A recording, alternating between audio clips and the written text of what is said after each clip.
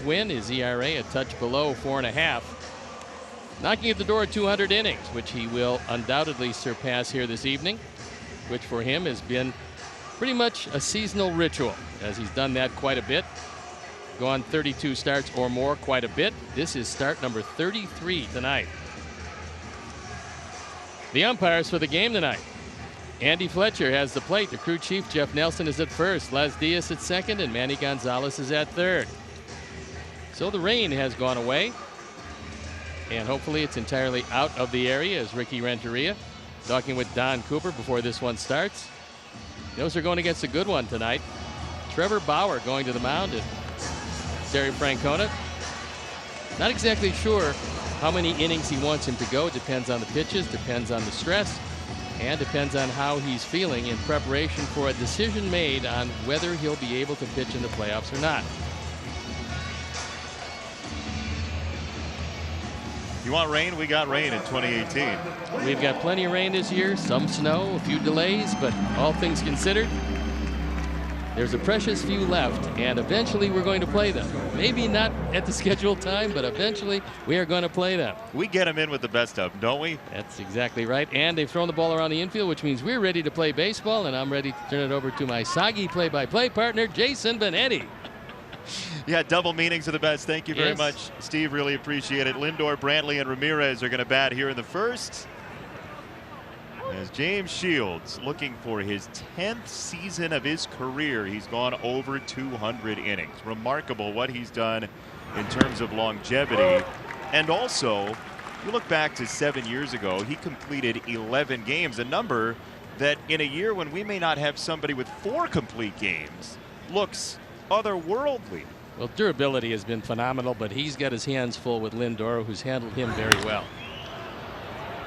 Not this time. Adam Engel in center to make the catch for round number 1. 51-minute delay officially, so first pitch, 8:01. Certainly not as bad as it looked for a while, as the rains were pelting down. Like Gotham City. But if you don't know, and this is just something that might fill in your educational background, this field drains very well. I have a question for you. Yeah. You can take a while to think about this. Okay. We've got 9 innings worth. All right.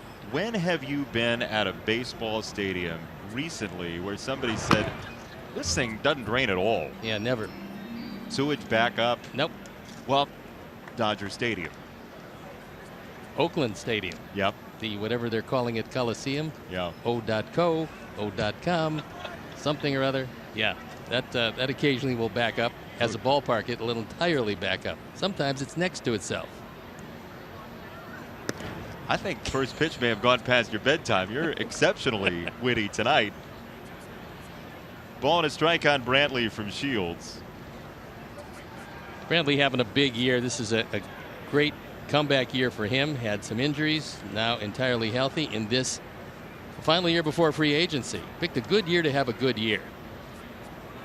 That happens terribly often, it seems like, in Major League Baseball and other sports. It truly does. Extra incentive, certainly.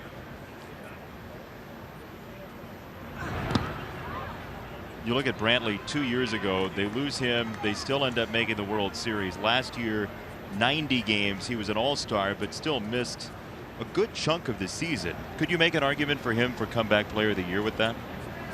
I would think he would be one of those guys that certainly would be considered. I think in the other league, Ben Zobrist is one of those guys that would be considered for comeback player of the year.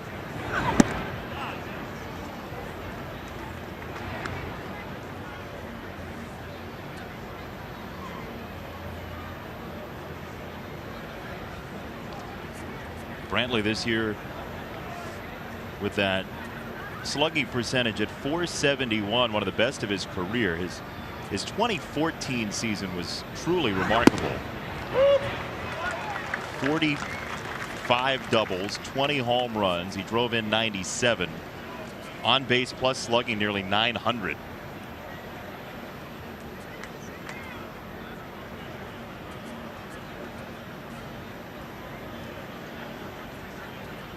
Three balls, 2 strikes.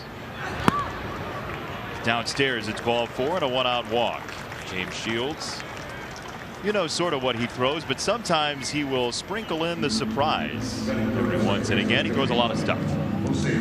And he looked into Andy Fletcher, wanted to know if that ball was down. Fletcher said he thought it was, and so now James has an idea about the bottom part of the strike zone. You see his four-seam fastball and his cutter to go with it. Throws a lot, mostly fastballs, but different varieties of fastballs.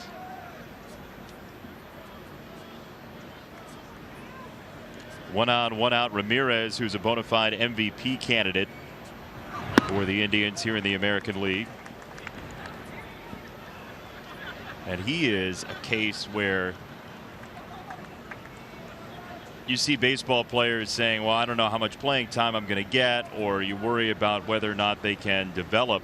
Ramirez, the type of guy who has truly not shown up on a whole cloth, but he has been a revelation for Cleveland since his upturn. Well, when you take a look at his early career, he couldn't hit double figures in home runs. I mean, he was a slap hitter, moved the ball all around, did make some contact, had good speed, a versatile type player, but a guy that a lot of people thought was probably swingman best. Well, he's turned out to be superstar best, getting an opportunity and making the most of it with power from both sides of the plate, but especially from the left side.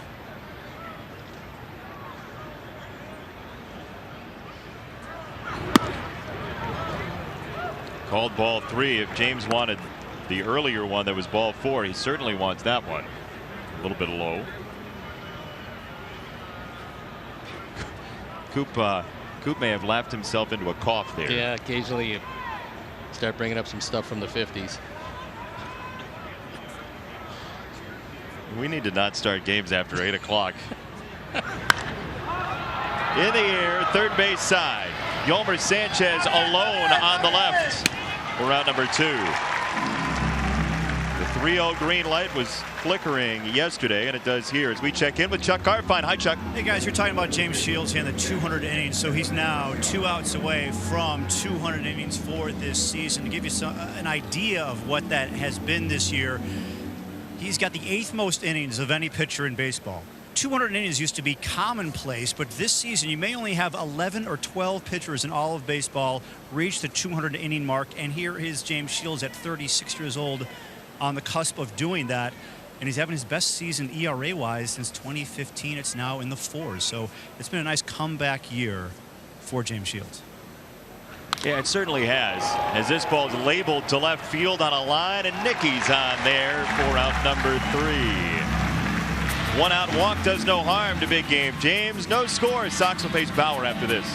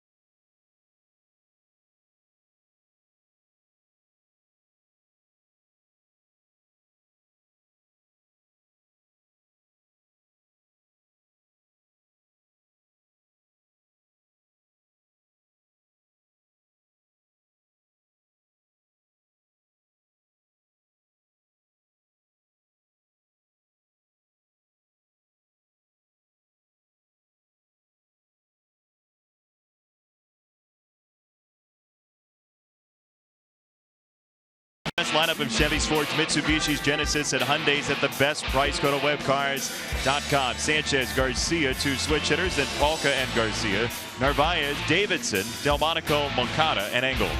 Let's take a look at the defense and how Terry Francona is going to line them up tonight. It's Brantley, Kipnis, and Cabrera in the outfield with Donaldson, Lindor, Ramirez, and Encarnacion in the infield. Jan Gomes has the plate. Trevor Bauer on the hill. And our Lexus Experience amazing pitcher is the aforementioned Trevor Bauer, on for his 27th start, 12-6. Phenomenal year at .221. You look at the rest of the numbers, 215 strikeouts and 167 in the third. He's got great stuff. Got a big overhand curveball that's really good. The question is, how good will it be after a sustained absence, although he has had a start. It was a right ankle injury off that line drive here against the Sox. And when you're evaluating a pitcher who had a right ankle injury, what are you watching? Where do your eyes go? Well, look, that's the push-off leg, and that's of premier importance. And if he's not 100%, it can lead to some arm difficulties. That's why they had to take as long as they did to get him entirely healthy, because the history of baseball is littered with pitchers who have hurt their arms after hurting their ankle or knee. Sox are going to test him in Donaldson, and Josh Donaldson is late. It pings in the air, and Yolmer's safe. Nobody's around the ball. He peels away for second. Throw is wide into left field. Sanchez on his way to third. 3 bases on a couple of bad throws, and some heads-up base running on Noah's birthday for Yolmer. That's a base hit, a couple of errors, and Yolmer was off to the races. A good bunt.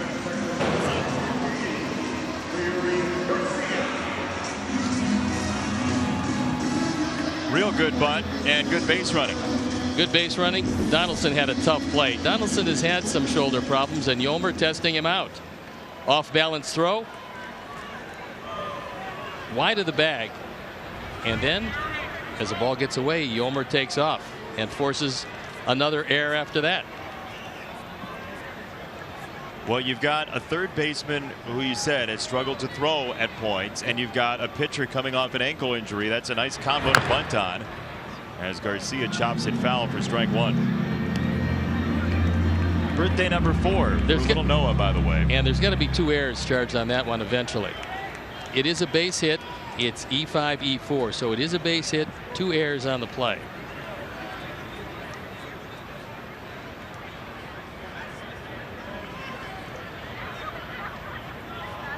Yolmer at third, 1 strike on Garcia.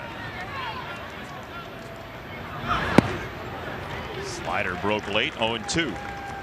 Terry Francona knows with his offense, and it's a good one, he doesn't have to bring the infield in with nobody out here in the first inning. He can play it back. He can concede the run on a ground ball, certainly, and he believes his offense is good enough to come back and then some. He also believes in Bauer's ability to get a strikeout, which he did right there, and 1 gone.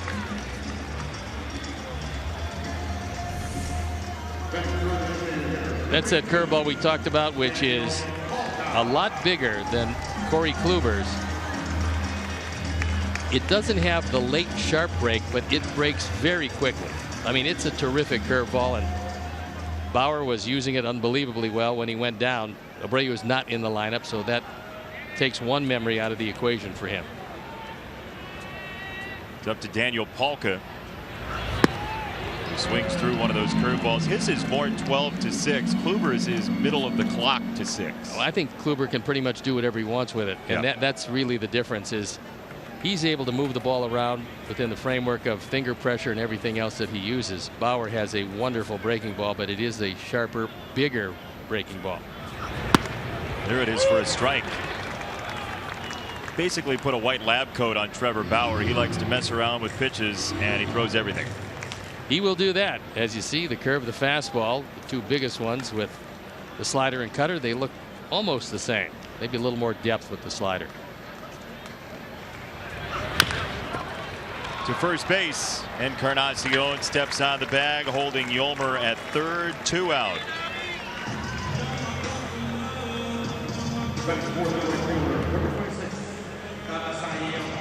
Avi will bat with Yolmer still at third.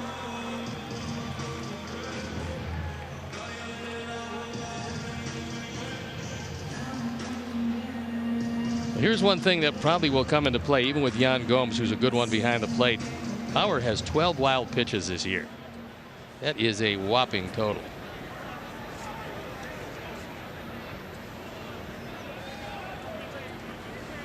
See if he uncorks one here.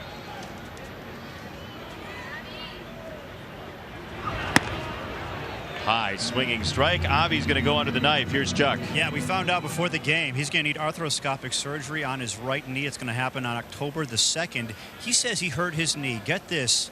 On opening day, he was doing some stretching, felt it right before one of his at-bats. He was going to maybe get it done during the season, but if there's a 6 to 8 week recovery time, he didn't want to do it during the season. But because he was playing with that knee injury, that led to the hamstring problem that put him on the shelf. So it's been a rough season for Avi Garcia on the field with his numbers when he's been in there. But he's been fighting through it all year, and he's going to go under the knife next week. Yeah, trying to put up numbers similar to last year. And you talked about in the pitching context, Steve, that's the residual injury effect. Well, there's no doubt that you hurt one part of your body, and sometimes compensating for it, you're going to get hurt someplace else, and that really is the key. So, unfortunately for Avi, who had that big year last year when he hit 330, this year is not going to turn out near how he wanted it to. However, he did discover something this year, and that's the ability to hit the ball out of the ballpark. Imagine if the knees were healthy, and he was 100% as he was last year. He's hit 18 home runs. He would have a very big year, and I think he's starting to understand how strong he is, and he can use any part of the ballpark to hit it out. We saw that the swing, the chase rate last year dropped some, not significantly, but some. That's increased again this year. And if you combine the home run total with what he did average wise last year, you have a pretty bionic guy.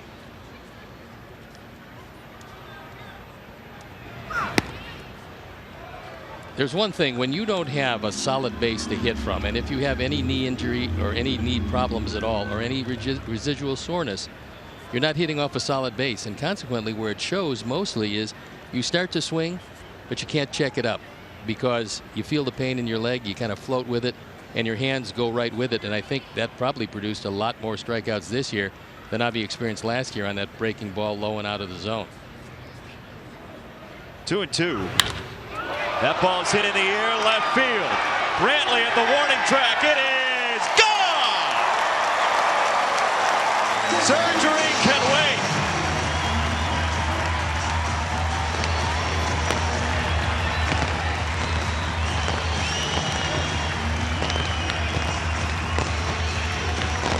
"19 home runs, 48 driven in, and Avi would dearly love to get to that 20 mark.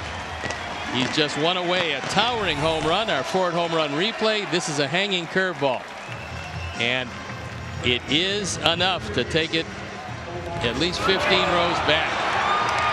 Avi puts a charge into it. And with that home run, another generous donation from the Alex Snellius family in loving memory of Ursula. Avi blows a kiss to you at home. 2-zip. And here's Omar with a big rip and a foul ball.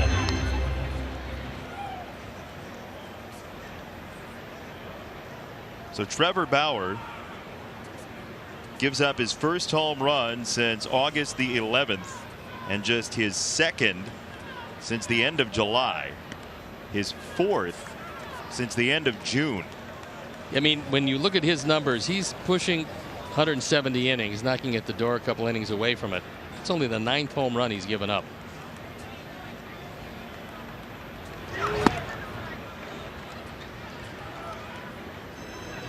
One ball and 2 strikes for Omar, and the Indians don't have a lot of time to evaluate Trevor Bauer as they walk up to the playoffs. It's tonight. Well, it's it, and possibly the final day of the season, depending on how he's feeling. That ball's drilled to center field, but Kipnis is there to make the catch. So the Sox square a couple up, and one of them becomes a take home for somebody. 2-zip. Sox after 1.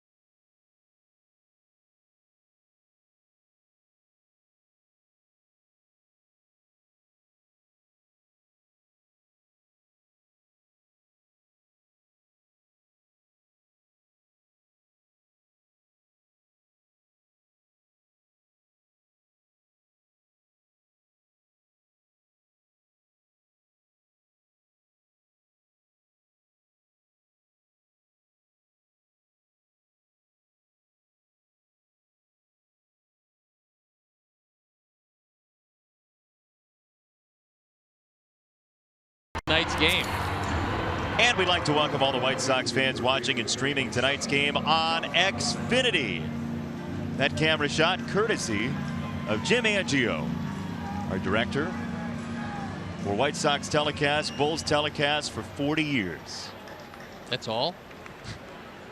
Thanks, Steve. It's a nice run. It is a wonderful run. Throughout the first pitch earlier, he did not know his family was going to be here. That's and great. The look on Jim's face when he saw his family was just absolutely priceless. You can see how much he loves them, and a very neat thing. So we've got a special treat for you coming up in the third inning. We're not going to talk. That is a treat for them. That's a treat in itself. Boy, I'll tell you something. They are delirious, dancing in the streets. Oh, okay. I'll back to the game. You okay? Yeah. Jim Angio, who is in the truck, he calls out the cameras. Every time the camera changes, every time you look at a different shot of the field or a player, he's the one making the decision on that. And so you're going to hear what Jim does from inside the truck and has been doing for so many years on White Sox and Bulls games. Garcia from shortstop with the out. And James Shields, 200 innings, 10th season doing that. I would say when you look back at all the things that he's done, and believe me, he's had some big years. He's had a lot of years where he started well over 32 games. He's had a lot of years where he went over 200 innings. At this age, with what he's got left, the fact that he got to 200 innings this year is really astonishing. It shows what a competitor he is, number one. Number two, his ability to adjust, adapt, and change what he's done his entire career to be able to compete with a lot less than what he had when he was at the top of his game. I mean, this is a remarkable accomplishment. And that's not at all a lot less part of that is not at all a criticism. That's what happens when you become an older pitcher. You're going to have your stuff changed. No, it wasn't a criticism at all. It was pretty much an evaluation of a man who had to do different things he never dreamt he was going to do in the middle of his career. When it was all going great for him, he could use the straight change and a fastball, you know, the occasional other pitch. Yonder Alonso goes down hard on the foul ball.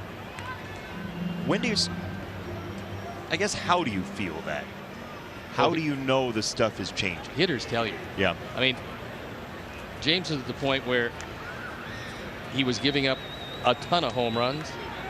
He was giving up more runs than he was used to giving up, not getting out guys he used to always get out. And he figured, look, I can stay this way, the way that got me here. However, that's not going to keep me around. So he adapted. There's the off-speed pitch, 2-2. That straight change is still awfully good. But he realized against the right-handers he was going to have to give them a different look, a look that he hasn't given them his whole career. And that probably the end of last year it started, and he carried it over into this year, and it's been quite an accomplishment at 36. Mad at himself there, 3 balls and 2 strikes. The pride he takes in winning ball games and simply taking the ball is something that is a major asset on a staff in 2018. Well, twice he's led the American League in the amount of starts at 34. That was with Kansas City. Second 1-out walk tonight. And your 2018 Chicago White Sox are presented by Guaranteed Rate, your home team throughout the season and the official mortgage provider of the Chicago White Sox. Get started today at rate.com. 1-on, 1-out, Melky Cabrera. And a little one enjoying an early Sox game for her. Not the last, certainly. Very early in the annals of her Sox fandom.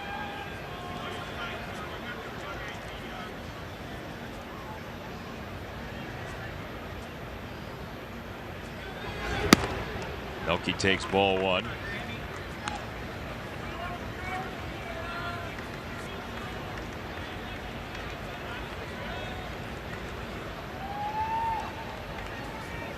Indians are 13-4 against the Sox this year. 5-3 here. 8-1 at Progressive Field.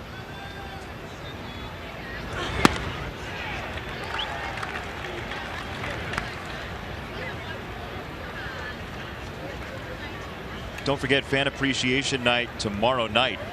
Some great prizes you can take home if you are here at the ball game. 7:10 start time.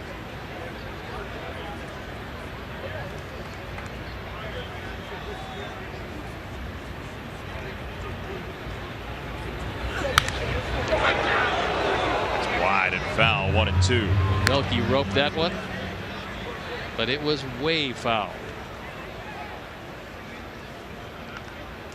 Hope everyone's all right back there.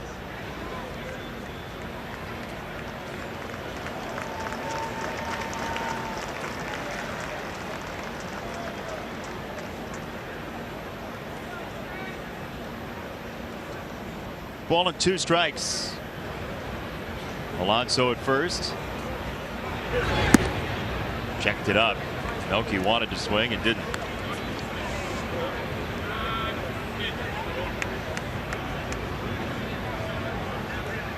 Melky's grounded into 10 double plays this year. He's only been around for now 73 games.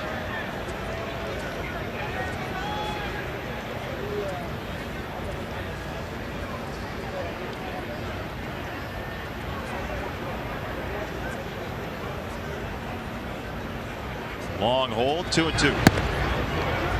Just missed.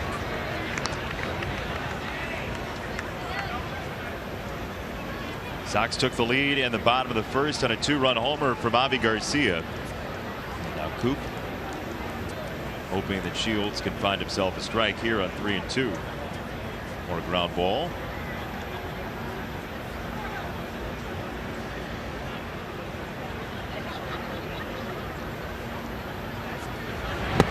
He struck him out. Ball fluttering inside on the changeup from Shields. His first strikeout. I don't think he wanted that one inside, but inside is where he got it. Omar wants this one away. He got it in and threw it by Melky. Melky looked as if to say, what was that? He's not used to seeing inside changeups from right-handers.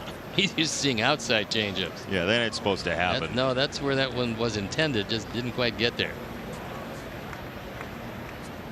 2 out, Jan Gomes, who stung the ball last night for a double in the second. Struck out a couple of times as well.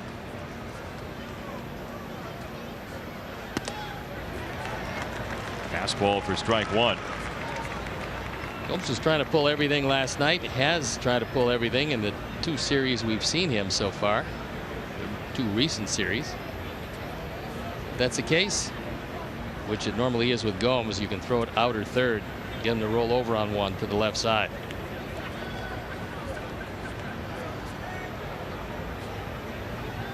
If he goes to the slow hook, it looks like that's what was called.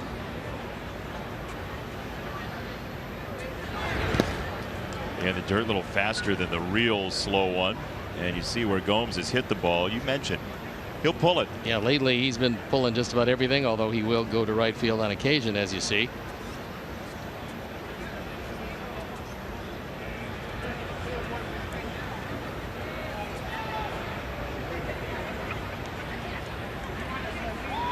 Game that started 51 minutes late because of the rain and thunderstorms that came on through. And a 2-0 Sox lead early. Bird balls are pretty tantalizing tonight. That happened to be a real good one, but unfortunately for James, Jan Gomes didn't really offer at it. He saw it all the way and was able to check his swing. That was a good curveball.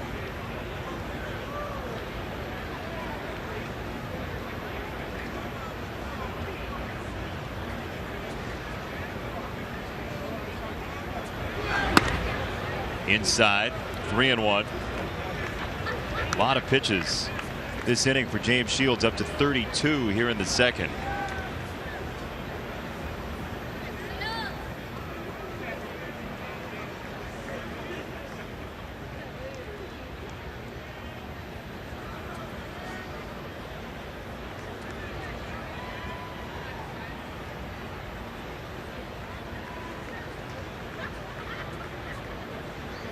3-1 to Gomes with Alonso at first. In the air, playable. Adam Engel will leave it to Avi. And there's out number 3. Indians still hitless. Sox with the lead.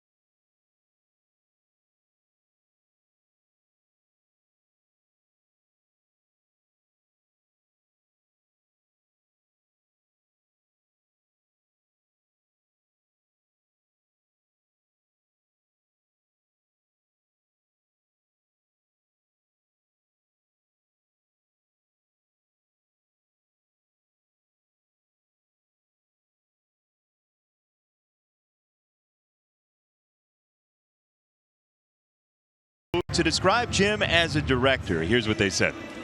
Jim Angio is a classic director. He's very professional, and I've worked with a lot of directors. He's extremely consistent. He's always talking 2 or 3 plays ahead, letting every member of the crew know exactly where he is headed. So if you screw up on a Jim Angio show, you were either not paying attention or not doing your job. If you find an error in a show that Jim does, you have to be looking pretty hard. He has done it for so long, it is down to an absolute science. He'll give you an assignment, and as long as you stick to your assignment, you're pretty much okay. As a cameraman, it's about all you can ask for.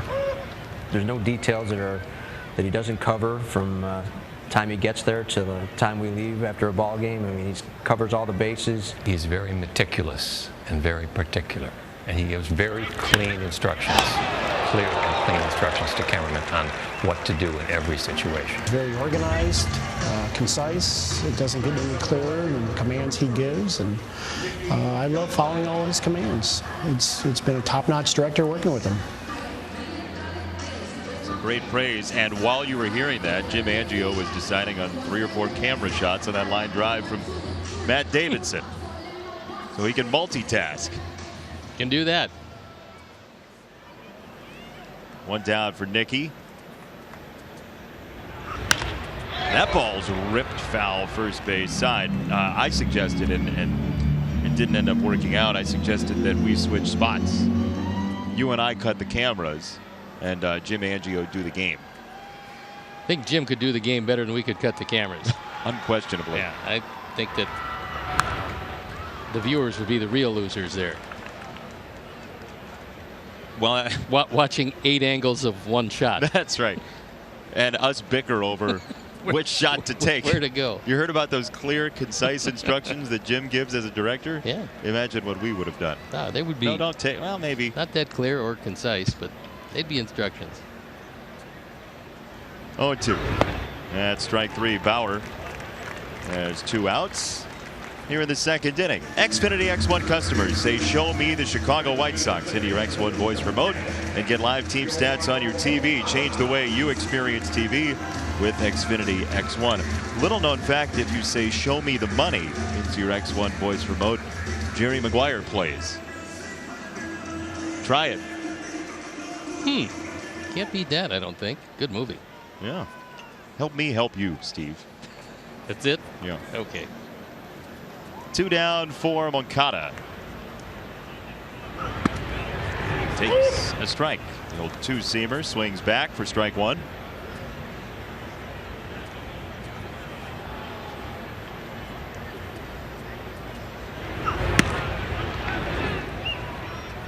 Pretty good pitch and didn't get it.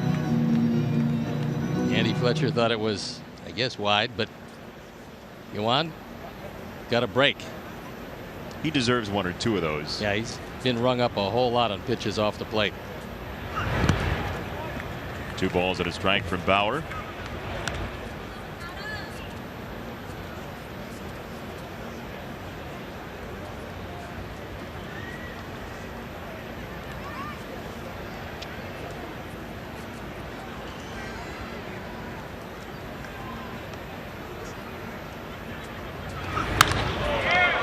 In the air, right field. Melky is there for out number 3. Jim Angio, our director, takes us through the 3rd inning. You'll hear from inside the truck after this.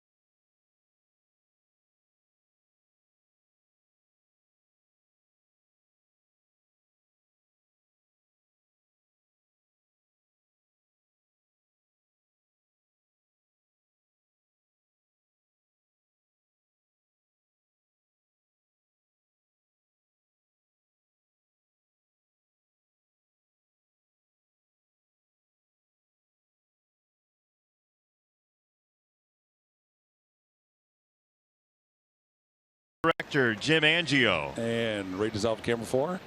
And dissolve 4. Ready your score bug. And go score bug. Ready to take 1 with font 1. And take 1 with font 1. Animate the font. Stand by to animate the font off. Animate the font off. Ready to take 4 plus.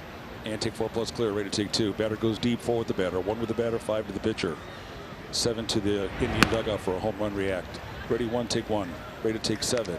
Ready 7. And take 7. And ready to take 4 plus.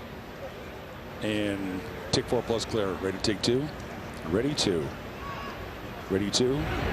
And ready to take 1. Take 1. Ready 7. Take 7.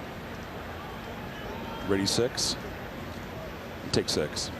Stand by to take 4 plus. And take 4 plus. Ready to take 2. Ready 2. Ready 1. Take 1. Counts 2 and 1s. Ready 7. Take 7. Ready to take 4 plus. And take 4 plus. Batter goes deep. 4 with the batter, 1 with the batter, 5 with the pitcher, 7 to the Tribe dugout. Ready 1, take 1. Ready take 7, take 7. We're getting close to when he gets to 40 pitches, stand by pitch count. Ready to take 4 plus. Take 4 plus. Ready to take 2. Ready 2. And ready to take 7. Take 7. Ready 6 on deck. Take 6 on deck. Ready to take 4 plus. and take 4 plus. Ready 2. Next batter will try to get that special effect there. Ready 2. Ready 2. And Zalba quick legs to the bat. And stand by replay to red. Ready, effect to red. And effect to red.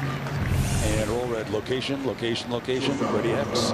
And Zalba X, roll X. And ready, effect camera 7 on the pitcher.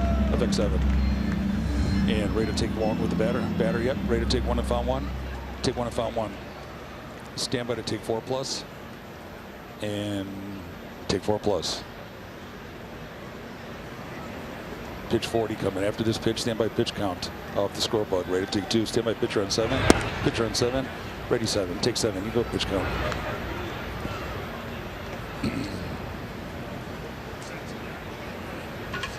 Stand by to take 4 plus. And take 4 plus. Once again, batter goes deep. 4 with the batter, 1 with the batter, 5 to the pitcher, 7 to tribe dugout. Take 2. Pops it up. Shortstop, second baseman. Ready to take 7, take 7. Follow back on 1. Ready 1, take 1. Wide shot on 2 for reset. Tilt up on 2. Show this. Ready to take 2. And take 2. Slow tilt down. And ready to take camera 1. Take 1. Ready, found 1. Insert found 1. Stand by to fade out the font. And fade out the font. Ready to take effects.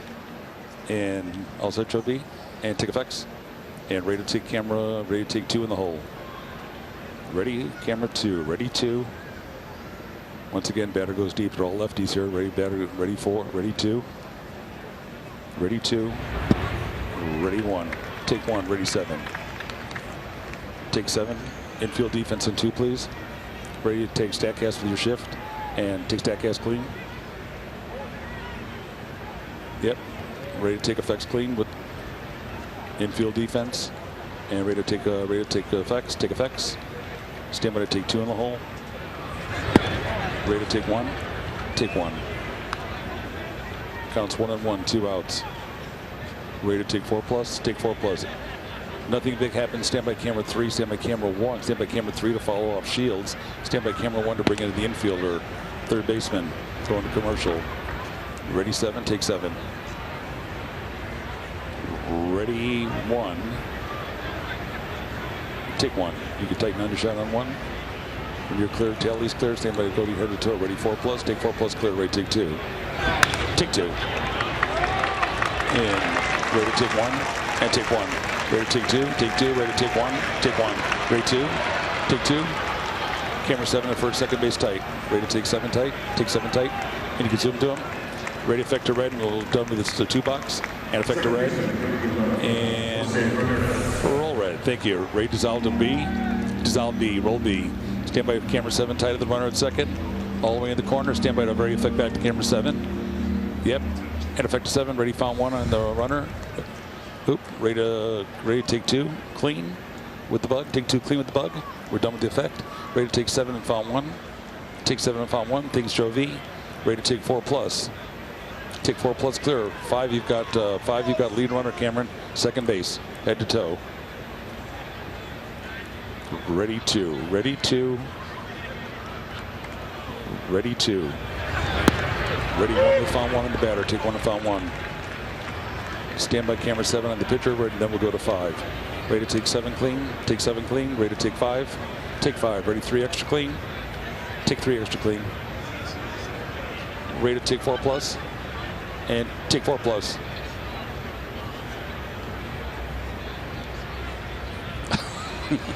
Ready 2. Ready 1. Take 1. Ready 7. Take 7. Ready 5. Take 5. Ready to take 4 plus. And take 4 plus.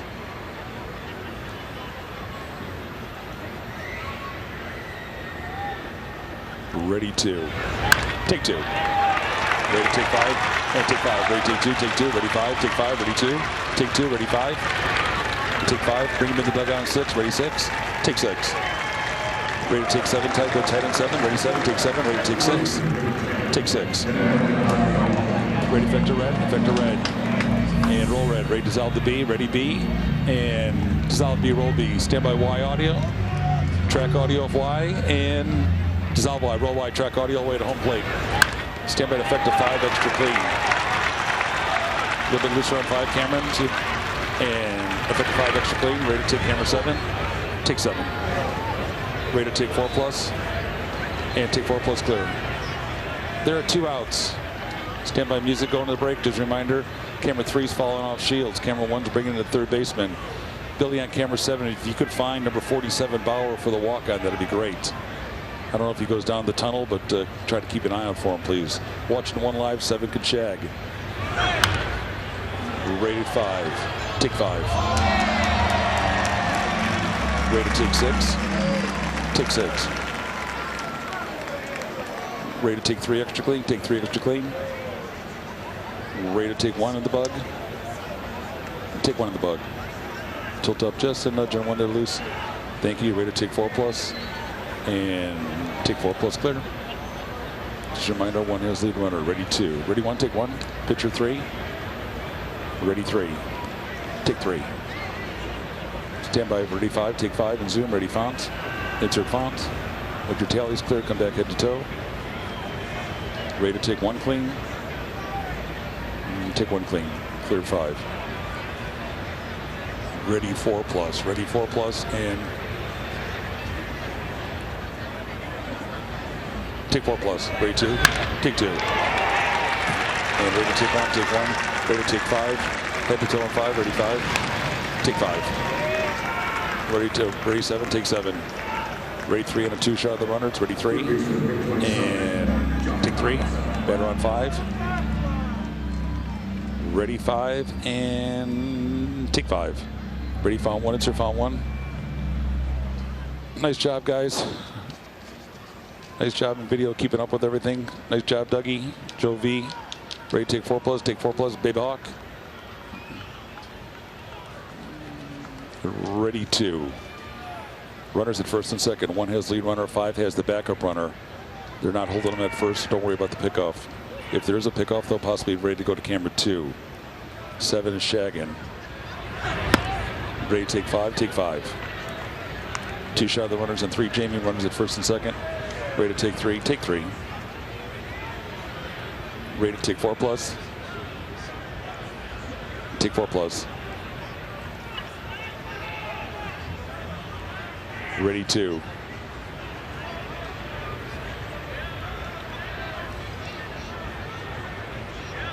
Ready 2.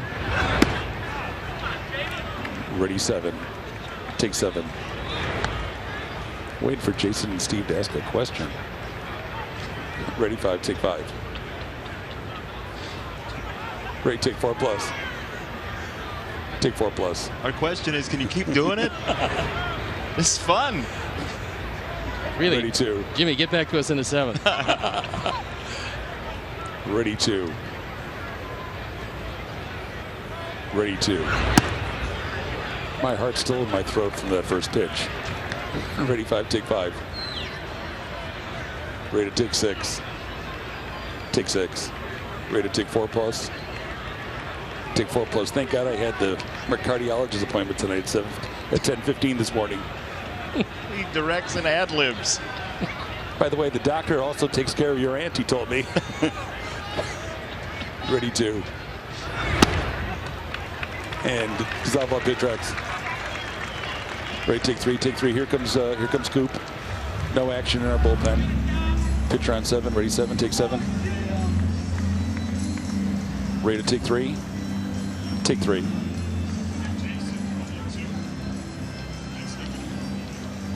Can I do a promo, Jim? Absolutely, my pleasure. Right across the font 2. Ready 7. Take 7. Animate font 2. Was that going to mess you up?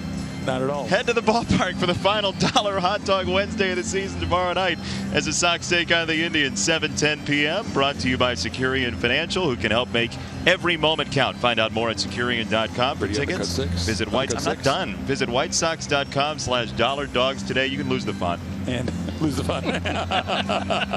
I love it. Ready to take camera 3. Take 3. Ready to take 1. Take 1. And ready, found 1. Insert found 1. Bases loaded. Bases loaded. There are 2 outs. Ready to take 4+? Take 4+. No tag box. The runners are 5-1-5. 5-1-5. Next pitch, standby runner at third on camera 3, camera 2 at second base, camera 7 at first base, all head to toe, matching shots of the runners. Ready 2. Ready 2. Ready to take 1 and found 1. Take 1 and found 1. Standby to take effects clean. Everybody's got matching head to toe shot. Ready to take effects clean. And take effects clean. Ducks on the pond. And ready to take 4+. And take 4+ clear. Once again, batter goes deep. 4 with the batter, 1 with the batter, 5 with the pitcher, 7 to the Cleveland dugout. Ready 1, take 1. Cameron, this is what we talked about earlier. We don't care about the backup runner, okay? Ready to take 4+. What'd the backup runner ever do to you? Take 4+. You know, all we care about is the batter. The only one that cares about the backup runner is his mom, that he scored. She wants to see him on TV. Ready 2.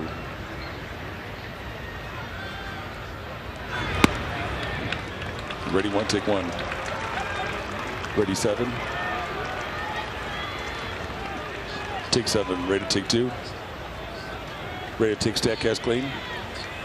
Take Statcast clean. Bases on the bases loaded. Ready to take 4+. And take 4+ clear. If he strikes him out, take 2. Ready to take 5 and take 5. Ready to take 2, take 2. Ready to take 1, take 1. Ready 2, take 2. It's always an upgrade. And ready to take camera 7, take 7. Let's check out the runners. Ready to take 1, take 1. Runner at second base on camera 3. Ready 3, take 3. Ready effect to red, and roll red. Ready dissolve to X. Ready X and dissolve X, roll X. Ready green audio and dissolve green, roll green, track audio. And step out effect back to camera 1. And effect to camera 1 back live. And ready to take camera 2. Take 2. Got a batter on camera 1. Ready to take 1 with fount 1. And take 1 with fount 1. Standby to take 4+. 5's got lead runner at second. Ready 4+, take 4+. Batter goes, ready to take 2. Take 2. Should be 3 outs. Pitcher on camera 3. Ready 3. And take 3. Music go to yellow and third. Ready undercut 1. And undercut 1. And still follow him in on 1. Still working.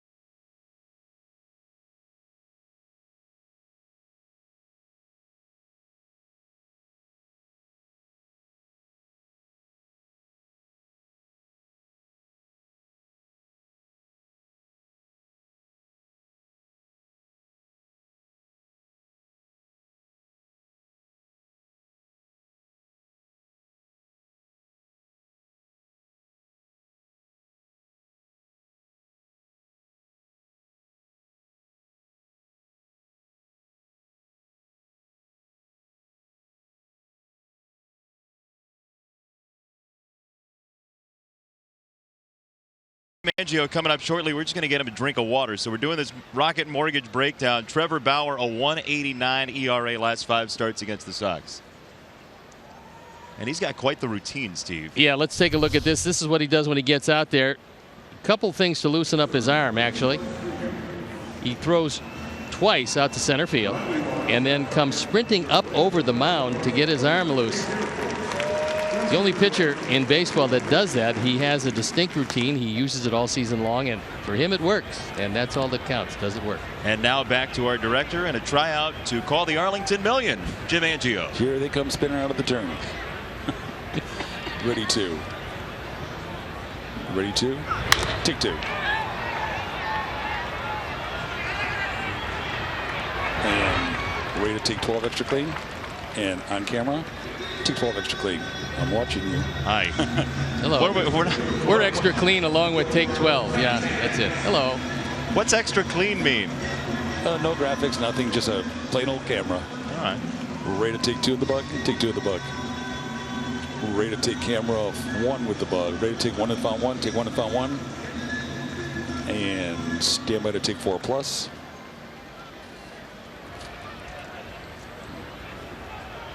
And take 4 plus clear. Ready to take 2. Batter goes deep, 4 with the batter, 1 with the batter, 5 to the pitcher. Don't forget camera 3, the White Sox dugout, right side of the screen there. Ready 1, take 1. Ready to take 4 plus. Take 4 plus. Standing by with your 2 box there. Thank you. Ready 2. Ready to take 1. Take 1. Stand by to take effects. With camera 4 and camera 29. 26. Ready to take effects. Take effects. And ready to take 2 in the hole. He just called for his own shot. Ready 2 in the hole. Ready to take 1 in the hole. Take 1 in the hole. Ready to take 7. Take 7 in the hole. Ready to take 4 plus. And take 4 plus. Ready to take 2. Ready 2. Take 2. And infield hero on camera 3. Ready to take 3 extra clean. Take 3 extra clean. We're done with the 2 box. Thank you. Ready to take 1. Ready 1 of the bug. Take 1 of the bug. Ready to take camera 6. Take 6. It's all yours on 6, Frankie. Frankie D'Amato. Ready to take camera 1. And take 1. Ready, found 1. And it's your found 1. Jimmy, one of our tweeters wants to know which one's robotic. Camera 6. Ready to take 4 plus. Take 4 plus. Frankie's on the robo. Right behind mid-home plate. Ready 2. Show the robotic there on camera 3. Ready to take 3. Take 3 extra clean. There you go, Frankie. Ready to take 4 plus. Looks just like Frank. Take 4 plus. Clear. Thank you. Ready 2. Ready to take 7. Take 7. There are 2 outs. Bottom of the 3rd. Ooh, this is going to be over with pretty soon. Fans love it. Ready to take 4 They plus. do. The tweets are terrific, Jimmy. I think you've got a whole new something going on, whatever it is you'd like to do. He's trying to cut cameras. You're talking to him. No, maybe, that's maybe okay. I'll start my own 50-50 split. Please. For retirement. Oh, I got to behave. Oh, behave. Ready 2. A star is born. Take 2. Ready 1. Take 1. Ready, effect to red, and roll red. Ready, dissolve A, and ready A, and dissolve A, roll A. And ready, effect to camera 2, and effect to 2. Before I get off, I wanted to thank Greg Bowman and Brooke Boyers and Bob Grimm, you guys, the White Sox, for making this a real special day. You deserve it, Jimmy. Yeah, well, thank you. Thank you. This is over and above. Ready 2. Who cut that last camera while you were talking? Joe Vinci. Ready 2. Ready to take camera 1 in the hole, take 1 in the hole. I would like you sometime before the next time to work on that first pitch a bit. Yeah. I mean, you got. Let me tell you, it's a lot harder than I thought. I know. You got about take 4 plus. Take 4 plus. a quarter of a second hang time. Of course, trying to get out there, my knees were rickety and creaking. And ready 2. Take 2. And ready to take 5. Take 5. Ready to take 1. Take 1. And ready to take camera 2. Take 2. Ready to take 1 tight. Go tight on the runner. Ready 1. Take 1. Stand by effect to green. Real audio. Track audio of green. And effect to green. And roll green. Track audio. Stand by dissolve the B. And green. And ready B. And dissolve B. Roll B nice and easy, nice and easy. And slow, slow, slow, slow. Good. Rate effective camera 6. And effective 6 back live. Don't forget, Bill, you got to go for the ball. Go with the ball. I understand what you're doing. But you got to be able to recover, boom, then go to the ball. Rate to take 4+, and take 4+ clear. 1's got lead runner, 5's got the backup runner. There are 2 outs. Bauer gets out of this without getting unscathed. Have camera 5 bringing the pitcher, camera 7 bringing the pitcher. Rate to take camera 5, take 5. Stand by to take red audio. Radio, audio, video, possibly. Stand by NBC package off. Rate to take 3, take 3. Stand by to take 4+. And take 4+. I'll be quiet. Ready 2. Ready 2. Hey, Ed, one of our tweeters, tweets in dissolve to 3. Can you do that for him? Sure. Rate dissolve to camera 3. Dissolve 3. Rate dissolve 4+. That fan loves the third baseline, Jimmy. Dissolve 4+. Loves the baseline. Ray says probably Cella.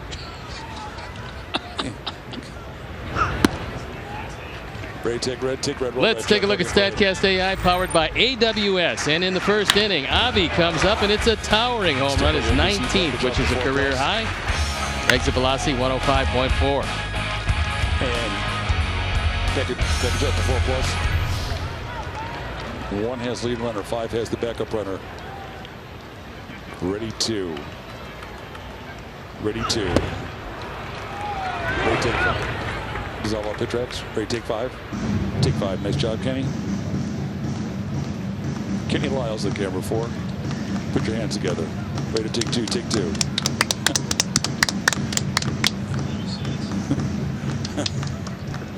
Ready to take 4+. Take 4+. Too bad we don't know how to have fun. We had to take this on the road in the wintertime, Jimmy. Let's go up to the Catskills. Heck with Circus Soleil, right?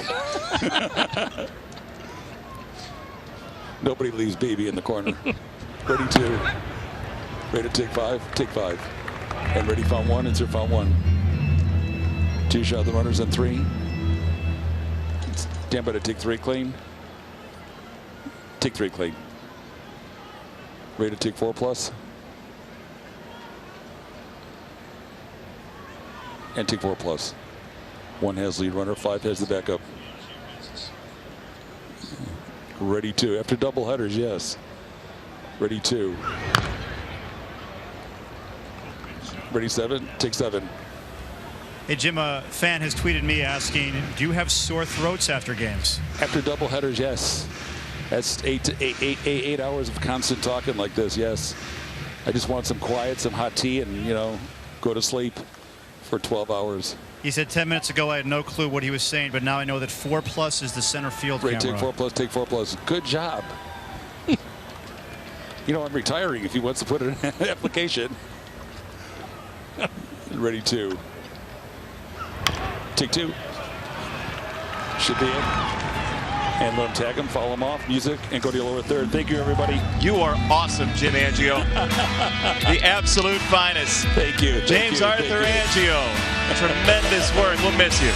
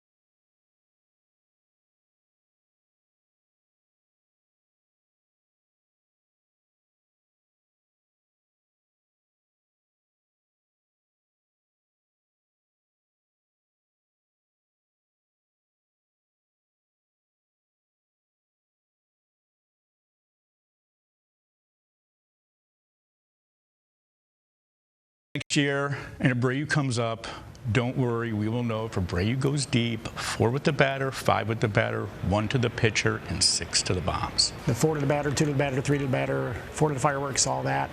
1 with the batter, 3 with the batter, 4 with the runner. 1 to the batter, 2 to the batter, 3 to the batter, 4 to the batter, 5 to the pitcher. Jeff Chanel, 1, 2, 3, 1, 2, 3, hello scoreboard, hello, hello. Are we ready? Okay, here we go. 1 with the batter, 4 with the batter, 5 to the pitcher, and then 6 to the bombs. I always wondered what the bombs were. I'm camera 6, so I shoot the fireworks. Bombs are the fireworks. In-game box score, is it ready? No, where are you going? Okay, so why don't somebody tell me? Nobody tells me anything. I'm just here. I'm just doing what I'm just told. I think my favorite is get your heads out of. Come on, guys, get your heads out of your. Jeff Chanel. What are we doing? Okay, what are we doing? If he goes deep, 4 with the batter, 5 with the batter, 1 to the pitcher, 6 to the bombs. That's everybody's favorite, I think. You just heard it. I mean, it's perfect. It is. Just nice. perfect. That ball's hit well to left field and gone. 5 to the runner, 4 to the batter, 1 to the Indians. 4-2. Unfortunately, Jan Gomes doing what he has done, which is try to pull the ball, and this one took it down the line all the way, stayed inside the pole, and home run number 16 for Gomes.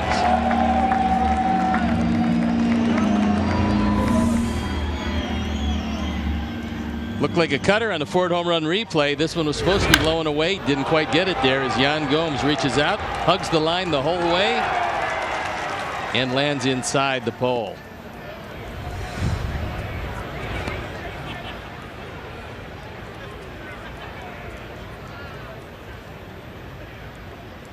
Jason Kipnis to face Shields. I gotta ask you, are you having the feeling that like there should be more talking? My heart rate was up during that inning listening to Jim call the cameras and the effects. Because you and I are around cameras a lot, and because we've heard a lot of this stuff many years in the past, and we don't realize that the viewer has no conception of what goes on during the course of a broadcast. I mean, what they see are the pictures, which is great. They hear us talking about it, or Chuck comes on, he makes a comment, you go downstairs, do whatever, but they have no idea what it's like to get every camera angle, to get all the cuts that go into just one play. I mean, it's really remarkable, and I think our fans now have a very healthy appreciation to what everybody in the truck does, especially the producer and the director. Yeah, at the end of telecasts, it kind of sounds like we're thanking people just to thank them, like because that's a gratuitous mention, but it really isn't. No, it's not. And there are so many people. What you need to know as well is, as Jim mentioned, is there's strike 3 on Jason Kipnis. There are camera people all over this ballpark and a rotating group, but we have such a wonderful crew here in Chicago who works so darn hard to get you these games every night. And they do it all the time with high focus. It is a truly remarkable group we have, and we thank all of them. Well, one of the tweeters tweeted in and say, is that how it sounds? Is that how it's done with all these broadcasts? And I said, essentially, yes, in a similar way to every broadcast, except they don't do it quite as well as our guys do here. Yeah. And that's been that way. That's been that way for a long time. It's true. Yeah. It's true. You go other places around the country, and it's not the same. Nope. And they're very talented. They're the guys that work hard. They're very talented at what they do. But our guys have been at it for a lot of years as a team. High into the sky. Foul territory. No, sir. I think the favorite tweet that I got during the third inning was, do you guys hear that in your headset all game long?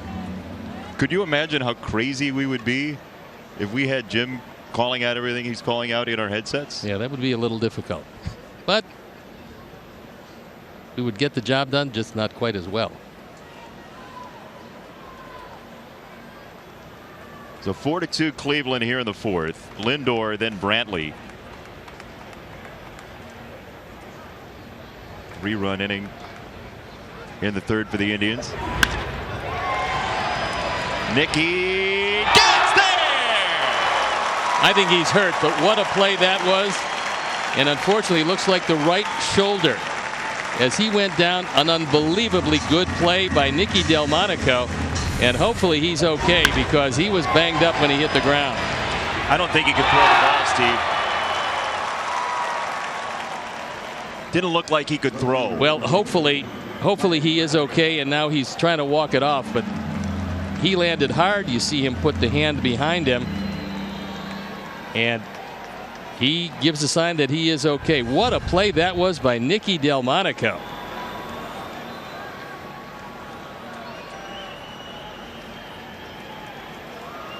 Daryl Boston tips his cap.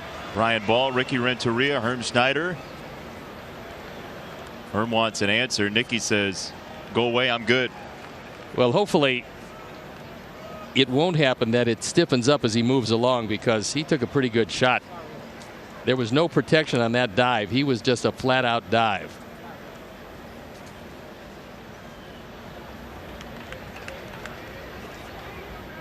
He loves this game of baseball. Nicky Delmonico, he's been around it for so long with his dad, a college baseball coach. And he absolutely laid out with 6 games to go in a 4-2 score in the 4th inning. My favorite tweet is one that just came in a little bit ago, Jason, and it is, don't take it up to the Catskills, fellas. How about a 3-man booth? You, me, and Jimmy. I'm in. Got a few games left.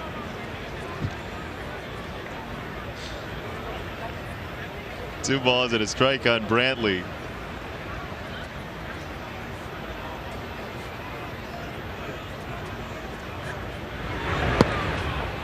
And now 3-1.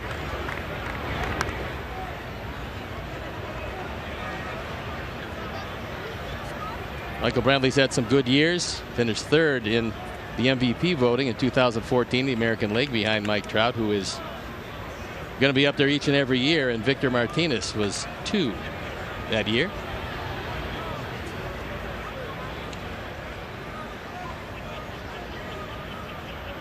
Mike tweets in to ask, what are we hearing in our headsets?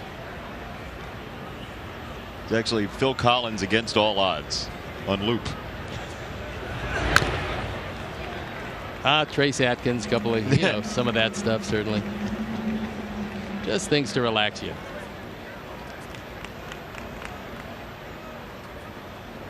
To wait for you is all I can do. It's a chance I got to take.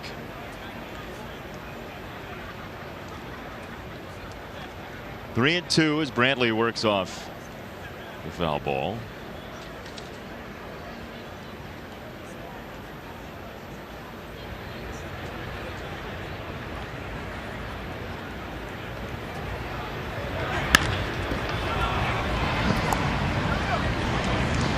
That is out number 3. Indians get a run. Could have been more. Hey, Nicky. Hope he's fine.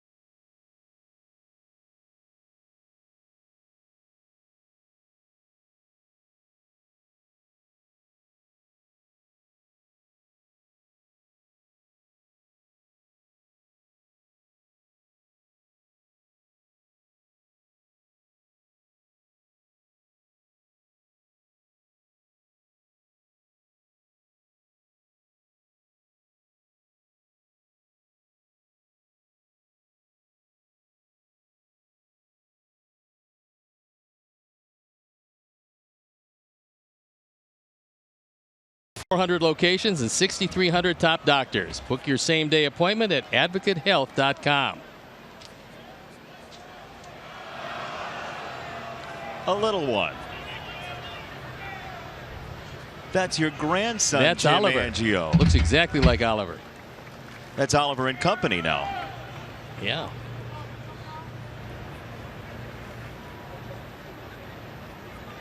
Beautiful.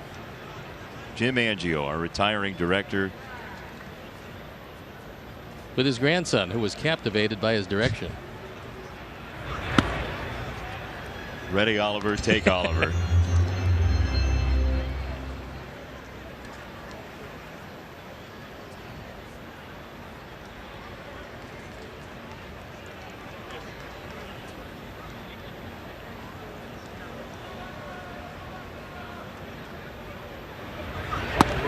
One ball, one strike on Narvaez. Pitch number 48 on the way. We don't know exactly what the limit is going to be for Trevor Bauer.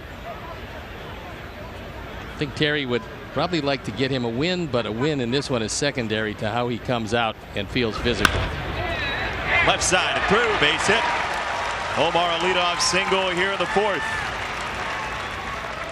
Here's your Sox Math question for tonight. Hashtag Sox Math. First correct answer wins a prize off the prize shelf. And your question tonight, Rick Renteria jersey number minus complete games James Shields threw in 2011. Can you beat I Keep Cruisin'? Here's the prize shelf for tonight. You can win yourself a Yolmer name tag, Tim Anderson bobblehead, Star Wars Southpaw, or a broken gnome.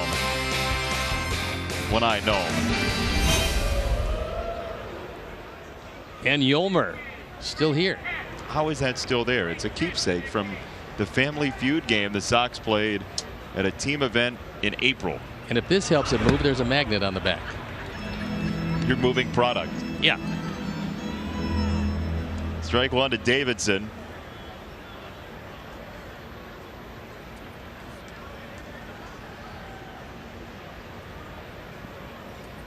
.49 pitches for Bauer so far.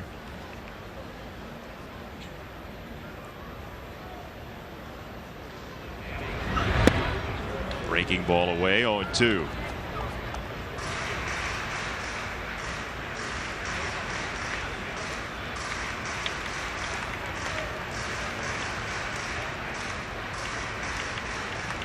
And we don't know how he's going to come out of this. Yep. And Cleveland will find out in the next couple days. But although this isn't the best we've seen Bauer, it's good enough. To start, you think? Yes. Yep. If he comes out of this and he's entirely healthy, he's got good enough stuff tonight to start in the playoffs. Take a look at the late movement on this one. I mean, this just explodes. This is his slider down and away, and that one just disappeared from the zone. There you see some pretty good numbers. Gave up the home run early, but one out into the fourth inning with 5 hits, a couple of runs, hasn't walked anybody yet, and that's one of the things that the Indians are looking for is command. Bauer's had pretty good command tonight. 3 strikeouts, no walks. Nicky Delmonico. Well, we'll see on the swing how his arm's feeling after that dive, but a good sign that he's hitting for himself here. Well, Ricky Renteria went up with Herm Schneider. They talked with him, and he said, you know, I'm fine. And you figure the Sox wouldn't even dream of chancing it this late in the year if there was a question. No. In the air, right field, and foul.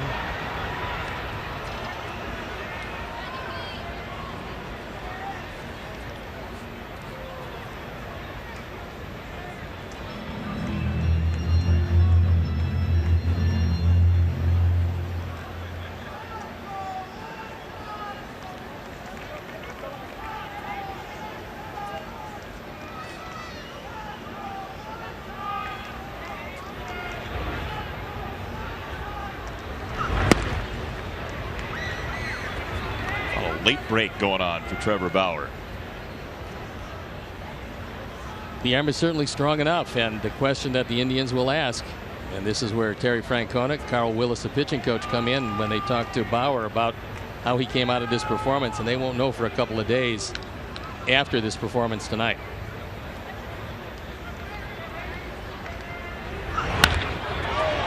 To right field. And Melky Cabrera makes the catch for out number 2.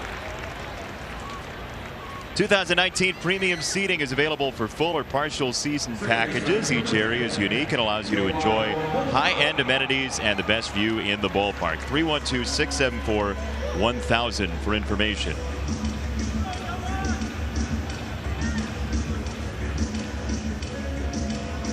Two down for Moncada. One tweeter has a pretty good idea here. What's that? What do you think of this for a tagline for next year? 6 to the bombs.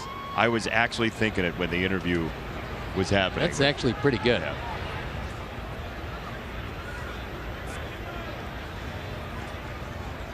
Just some little fireworks in the background. Yeah. See a ball disappearing over the wall. I think it's perfect. Try Penn. Oliver Perez starts to work. Pitch number 57 on the way for Bauer.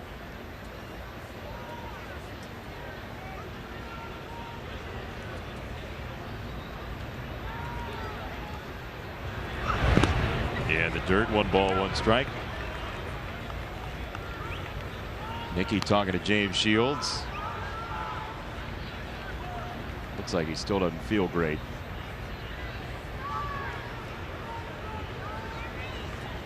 I think James is just going up there to tell him what a remarkable play that was. Ryan Lamar looks like he's starting to loosen up, so perhaps they want to take a look at Nicky.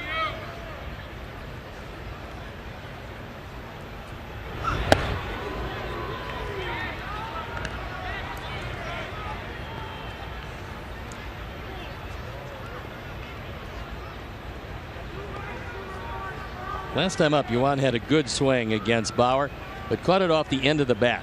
So it looked a lot better leaving the bat than it really appeared as it went out there.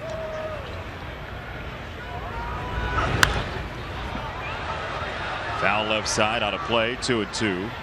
That time he got his pitch. The only thing was it wasn't the fastball he was looking for. He got it right down the middle, but it was a straight change, and he fouled it off.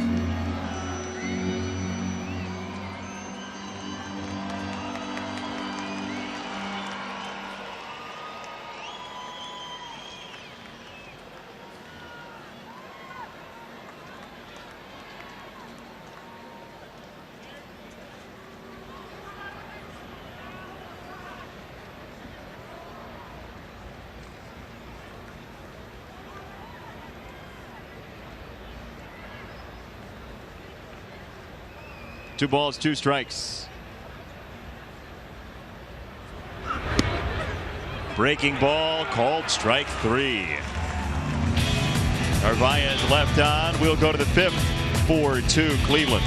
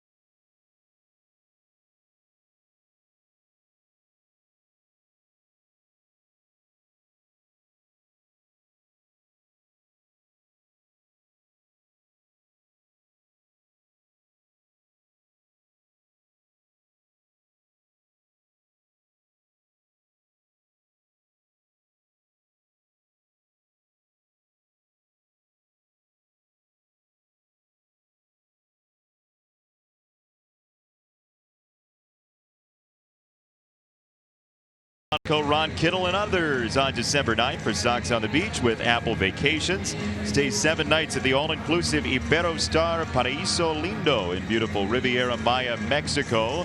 There'll be a private welcome party, an autograph session, food, drink, and special group activities with your White Sox hosts.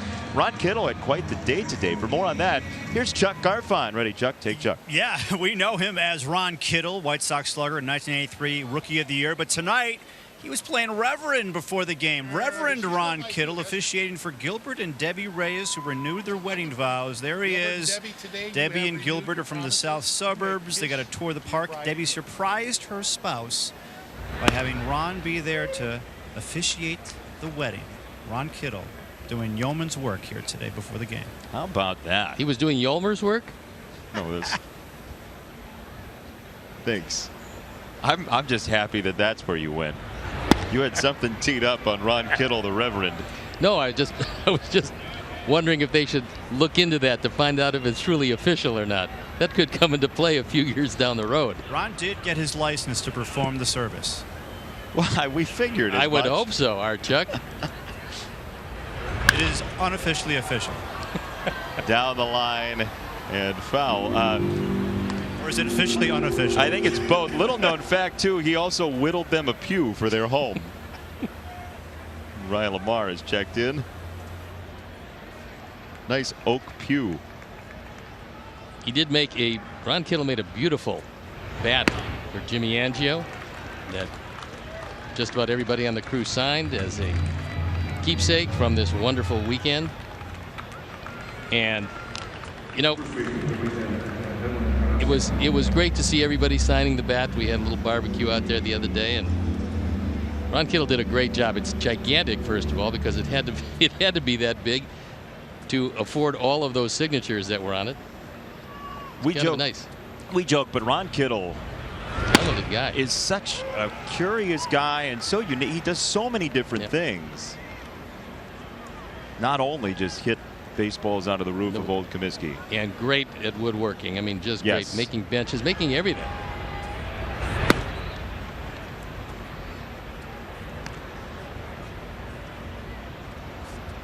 Bonus strike on Encarnacion.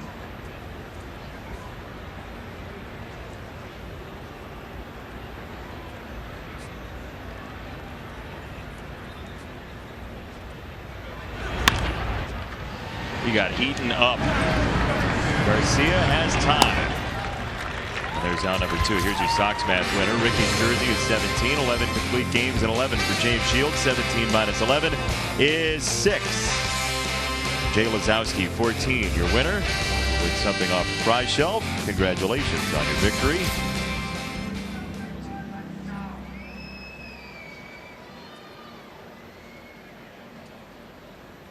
Two down for Donaldson, who walked in the third. He grounded out to short in the second.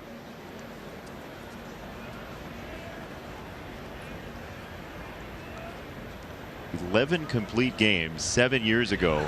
Seems far-fetched now, because the most anybody has in baseball right now is 2. You look at recent memory, most complete games since 2010. Roy Halladay, 9 and 8, 2010 and 2011. Cliff Lee, Carl Pavano with 7 apiece. I think the day and age of 11 complete games is flown away. Strike 2 to Donaldson.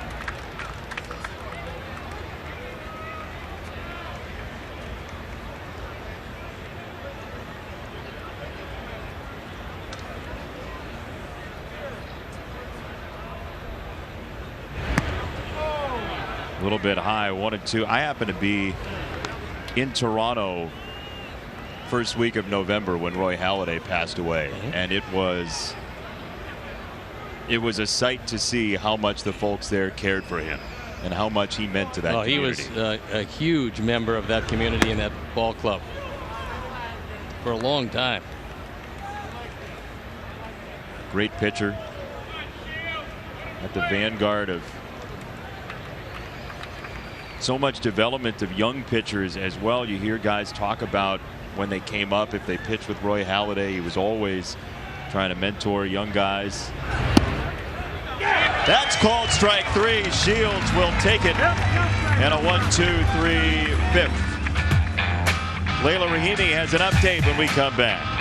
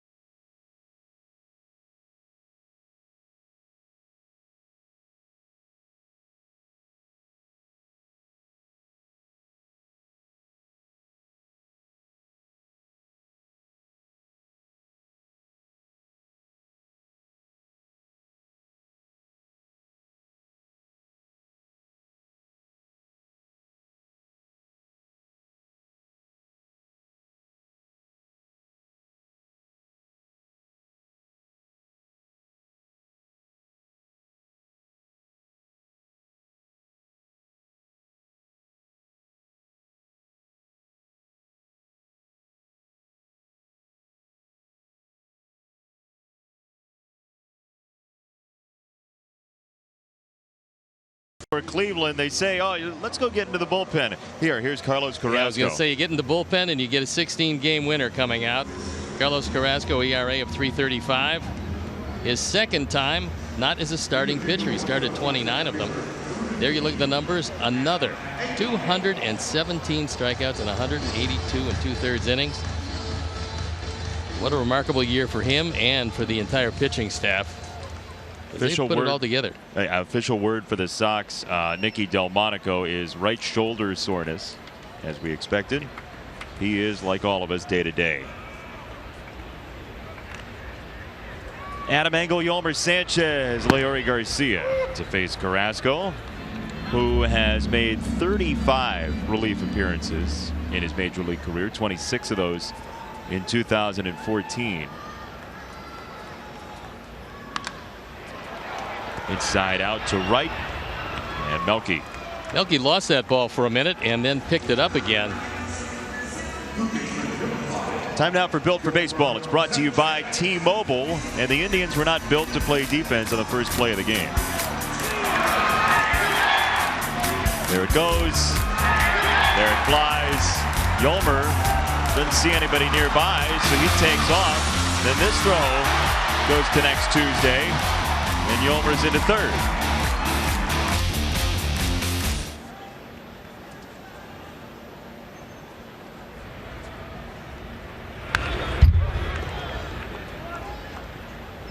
Hey Chuck, what do you got?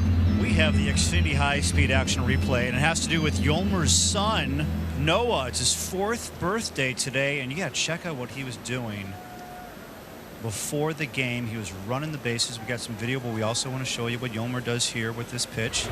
Okay. So here is the high-speed action replay, and he's out there with his dad. He's got a good swing. Whenever we see Noah, he's got either a batting glove, he's got a bat, and look at this slide. Oh, we didn't show the slide. We'll get there. Yeah. Dad's peeling away, and Dad's out.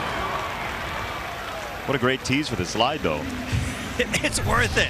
Here comes the slide by Noah. Yeah, he's safe. Learned that from his daddy. Yeah, I think he's going to work on that. There was more of a plop than a slide, but I mean, it was very effective.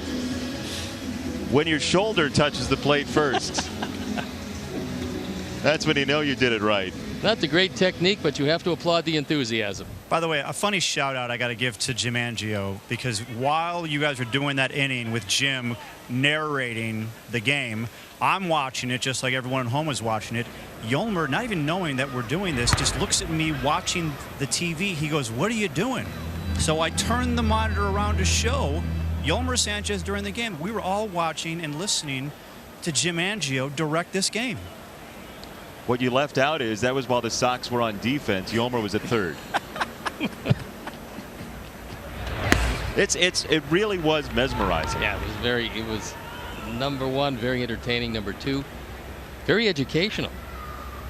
Because most folks never heard anything like that before. I would have fallen asleep after one inning of that. Just exhausted. Get you in a train. Oh, exhausted.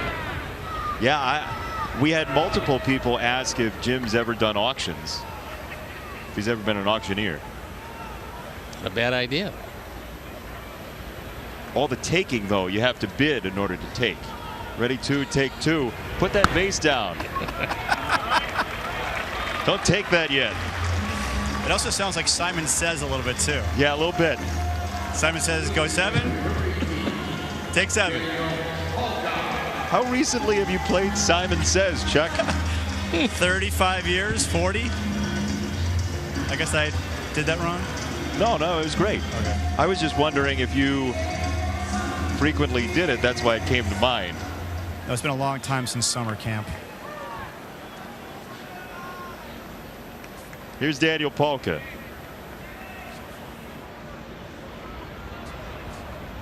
And a throw on to first after the walk of Garcia.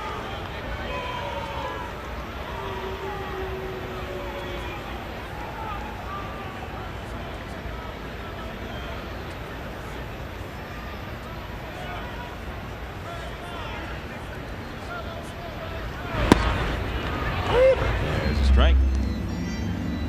Daniel always just looks like he was sitting in a chair watching TV, got up, grabbed a bat, ho hum.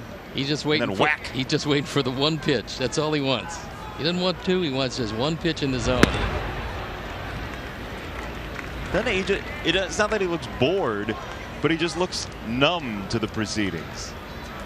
Very relaxed, which is the way. I mean, that's the way you're supposed to do it. Yeah. Whether you're hitting it or throwing it. Chewing on whatever he's chewing on. If you're not relaxed, it's not going to work out very well.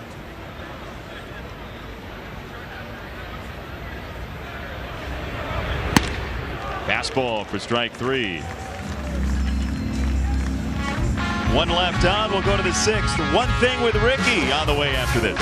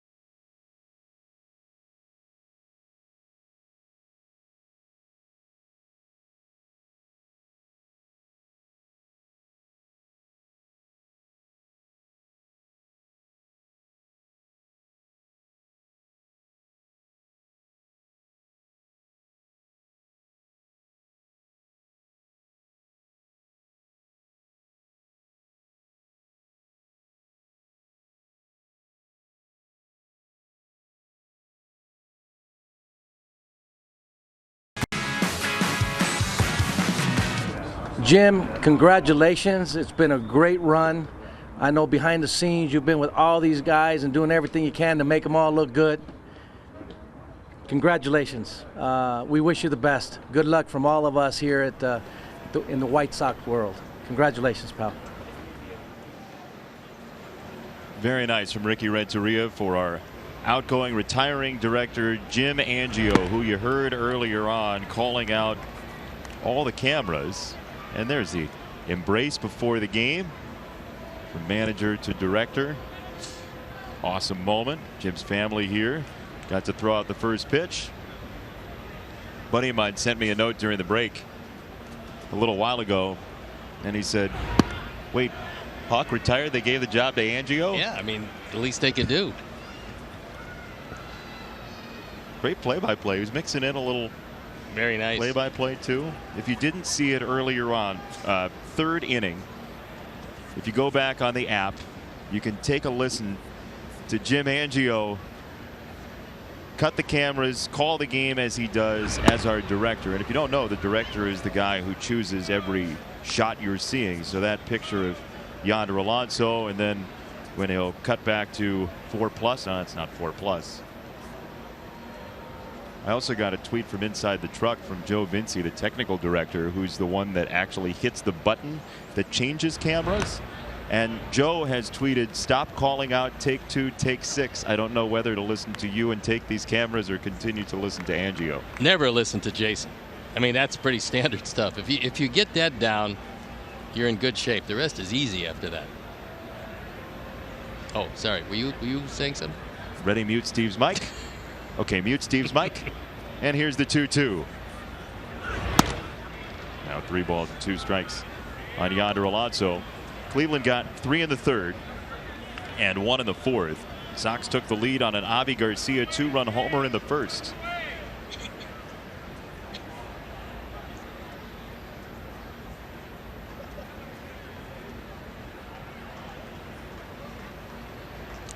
Three balls, 2 strikes.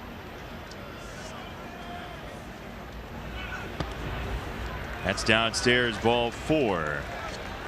Stadium Links is transforming Chicago's own Guaranteed Rate Field into a one-of-a-kind golf experience for 3 days only, October 5th to the 7th. The home of White Sox baseball will be a one-of-a-kind 9-hole golf course, offering fans the opportunity to tee up from the outfield concourse and upper deck. To register for a tee time, go to stadiumlinks.com. That's a really fun way to see this ballpark. I might do that. That's going to be quite a day. Bring your clubs? If I were here doing that, I would be more than happy to. So come on. You're invited. You can be my +1. As much or as my I, -1. As much as I'd love to do that, I am in the process of steaming my gerbil. That precludes me from actually coming here. So enjoy yourself, hit them straight, and good luck. You enjoy whatever that was. Have a great night. In the air, left field side, and foul. 2 strikes on Melky Cabrera. So well liked when he was here. T-shirts galore, jerseys everywhere. Fans of his still here at Guaranteed Rate Field. He's a very popular teammate regardless of where he goes, and he's been a few different places during the course of his career, but people always like Melky because he always enjoys the game.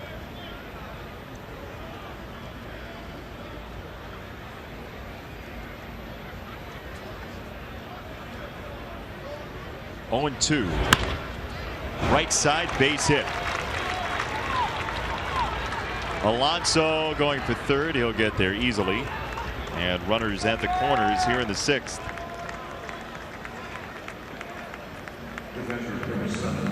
That's going to be it for Melky as he's going to depart. This looked like a breaking ball of sorts. Might have been a cutter. Melky hits it awfully well, putting runners at the corners and nobody out. Greg Allen, the pinch runner for Melky Cabrera. That usually means that he takes off, but in the case of James Shields, if Allen is going to be aggressive, James can pick him off. He's got a really good move.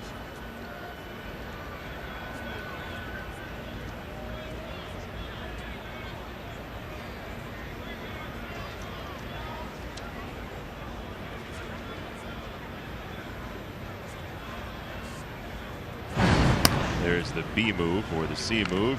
Time now for Lowe's whole team together. On topic, certainly, the stolen bases for Cleveland, trying to lead the league in bags this year.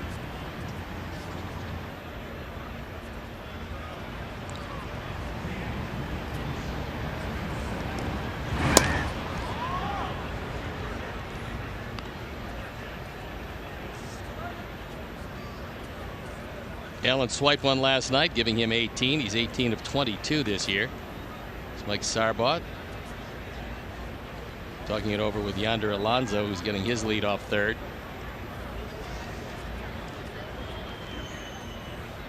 I believe I read when we were in Cleveland that the Indians have never led the league in stolen bases.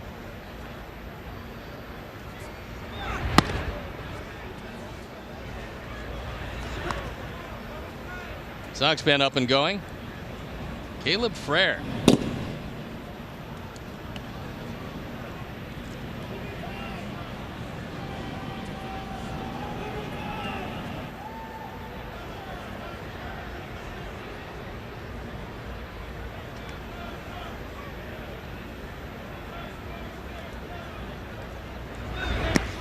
Two balls, no strikes on Gomes. Cleveland already champions of the AL Central, setting up their rotation for a date with Houston in the divisional round.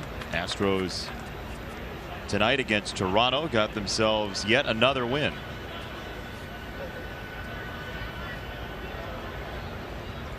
.100 in the win column for the Astros. It's the third time in team history.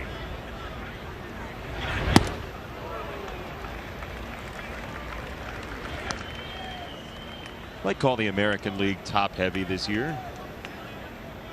Well, and I don't think there's any super teams in baseball, but there's a couple that come close in the American League. The American League elite teams are just a touch better than the National League elite teams this year.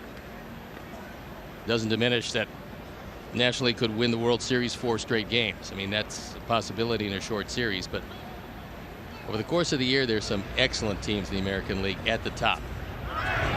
Allen runs. That ball's clubbed foul. 2-2. James, it's taken a while to throw the ball there to mess with the timing of Allen. That extra long hold. What does that do to a base runner? Well, a base runner sitting there, he wants you to throw the same way each and every time so he can time you and get just maybe an extra quarter of a step on the jump. If you don't, he gets more and more tense. The tension builds up in his legs and you don't get quite as much of a start if the pitcher holds the ball. So the key for the good base stealers, relax through the length of time it takes for the pitcher to hold. Throw to first. James with one more glance over there as he got the ball.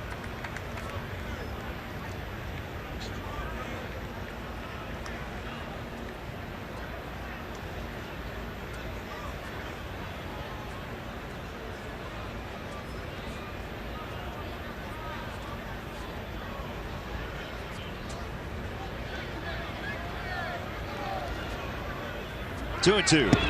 Allen runs. Throw to second is not in time. That's the 19th for Allen.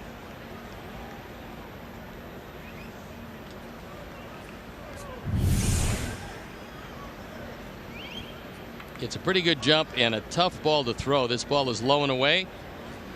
Allen in easily, and a nice pick by Yoan Moncada, making sure that Alonso could not advance. Excuse me. Yeah, Alonso. And Allen. And Allen. Nobody could move.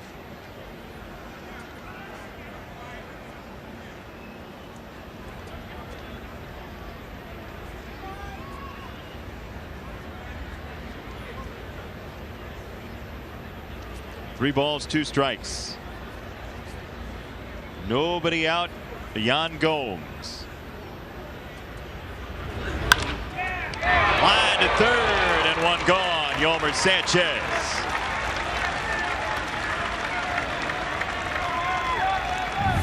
This ball hit right on the nose, but Yolmer right there to make the play.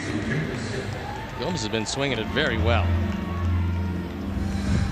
Yolmer said to Avi Garcia, "Get out. I got this."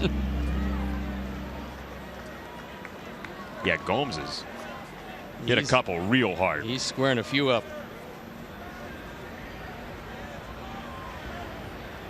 So 1 out for Kipnis. Shields trying to make it through 6 yet again.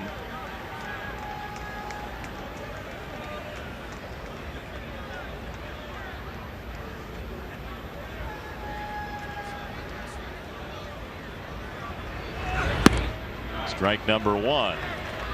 Low fastball. Kipnis has struck out twice, once looking, once swinging. Infielded in at all 4 positions. Although the shift is on. 3 on the right side.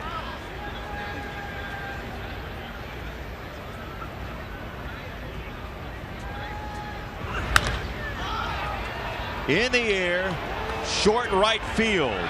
Moncada a long way to go, and Avi collects it. 2 down. That's the right play as Avi came and got it. It was a much easier play for him from a drawn-in infield. That's a long way to go for what turned out to be a fly ball. Started out as a pop-up, drifted a little bit. Avi comes on, calls everybody off, and makes the play, and no advancement on the part of Alonso.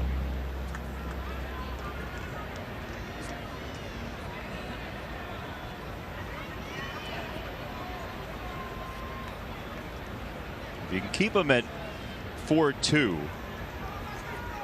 See if you can get Carrasco to get wild. Sometimes that'll happen. And coming out of the bullpen, who knows? And for James, this would be a victory within a game that he wanted to win.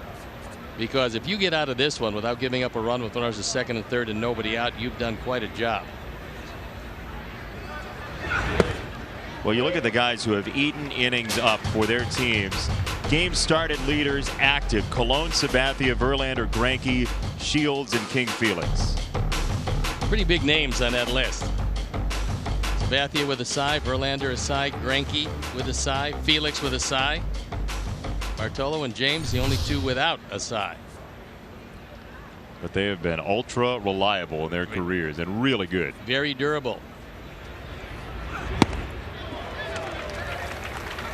And for James Shields, this is his final start of the season, so I'm assuming he wants to empty the tank. He's at 108 pitches. He'd love to get 6 innings in. He's a free agent, I believe, after this season, so this could potentially be his last inning with the White Sox. 2 strikes from Shields to Lindor, but you're right. Emptying the tank is what he's going to do. He's at 108 right now.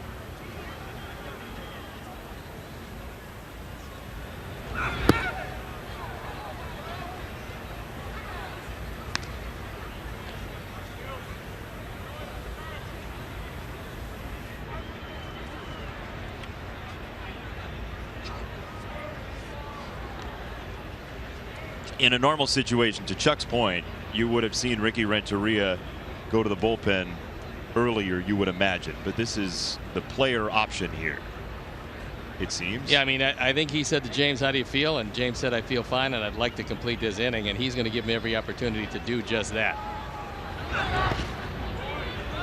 And the dirt and a block for Omar.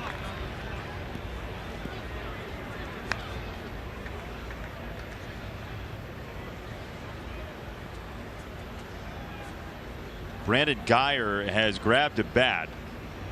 He's on deck with the idea that maybe Caleb Frere would come in.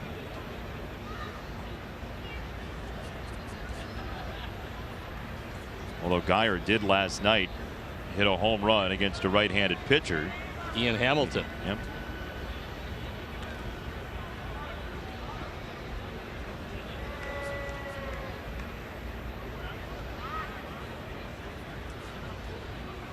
James would like to make this his last pitch of the year, and he'd like to get it somehow by Lindor one way or the other. Just beat him on this pitch and get out of the inning. 2-2.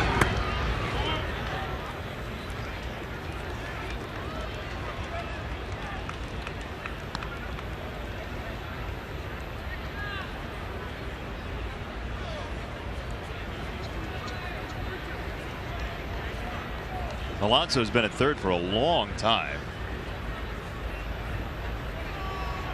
Got adverse possession at third base. He drew that walk quite a while ago to lead off this sixth.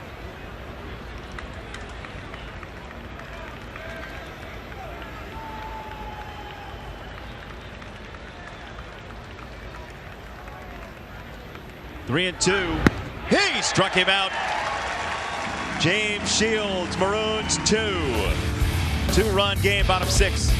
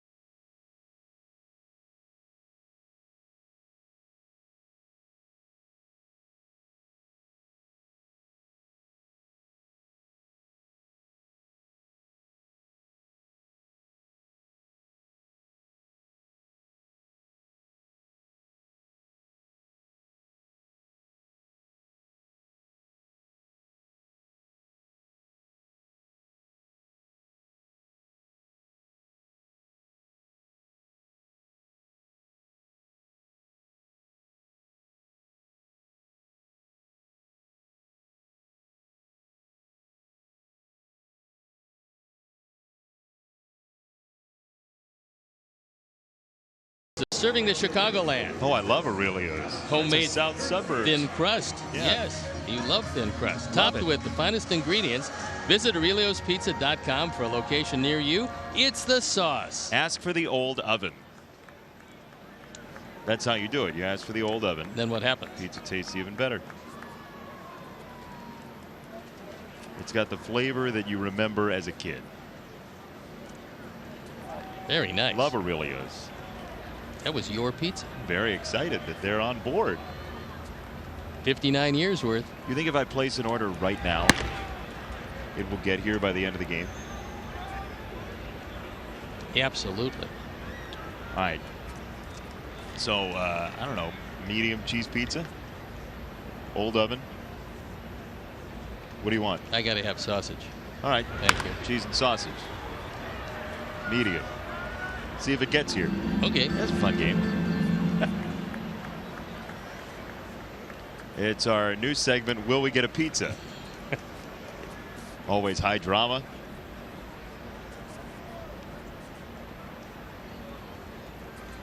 One and one. Chopper foul, some defensive changes. Got some changes out there with Brandon Geyer, who was going to come out to pinch hit. Doesn't have to because he's in the game now in right. Greg Allen, who came on to pinch run, he's in the game in left.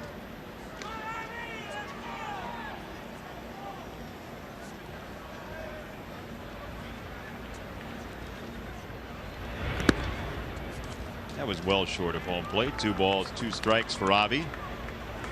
James Shields looks like he just finished up 6 and will be through for the night, you'd imagine. I would think so. It's a lot of pitches, and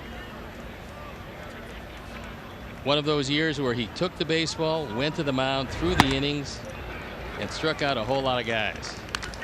Time number 26 this year, James Shields has gone at least 6 innings.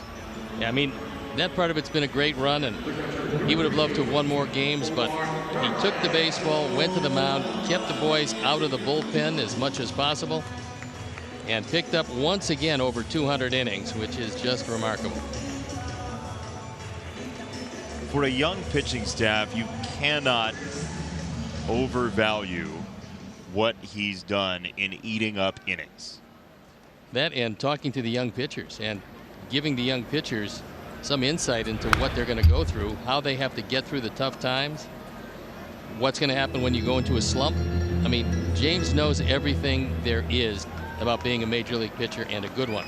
He can impart that to anybody who cares to listen, and very generous with his time as far as that respect. And we talked about at the beginning of the year, his contributions to this ball club transcend what he did on the field as a player, because he did some great things in that clubhouse. And there's a lot of young pitchers that will spend their entire careers remember back to maybe a couple of years they might have spent with James, or just this year they spent with him, and remember some of the things that he says to use them as they go forward and impart that to other young pitchers.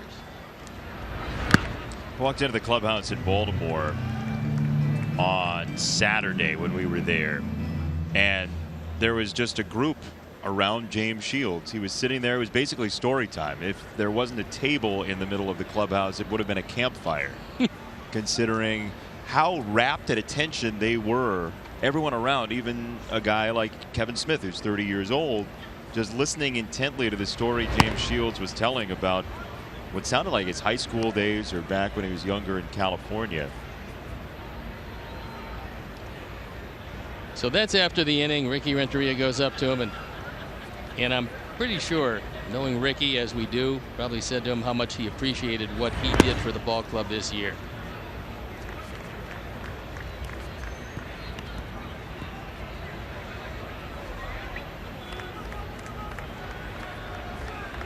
Last time out this year for James Shields, and throttling down after 6 innings.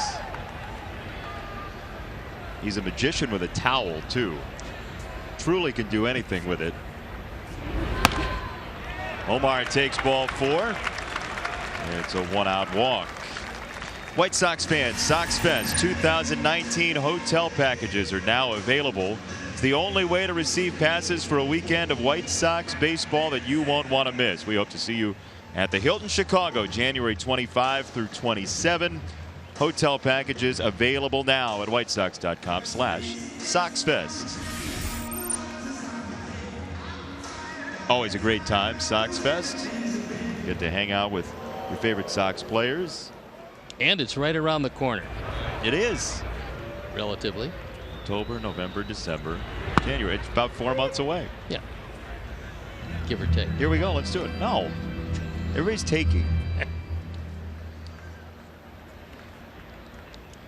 Strike 1 to Matt,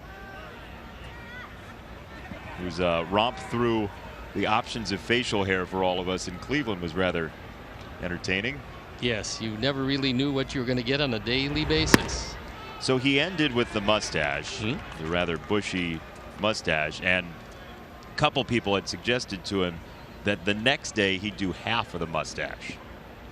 But he decided just do away with it. Probably not a great idea. In its entirety? Uh-huh.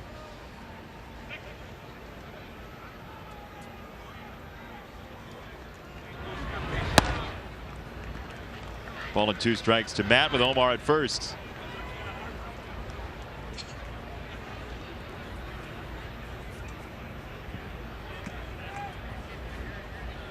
Carlos Carrasco following Trevor Bauer.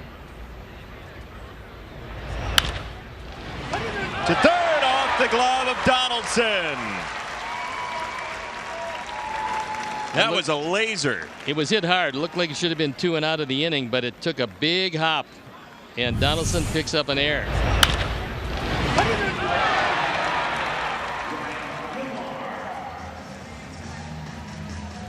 He just gives ground and then underestimates the hop. As most of Bugs Bunny's rivals did. 2 on, 1 out, Ryan Lamar. Hitting for the injured Nicky Delmonico with some shoulder soreness after a diving catch.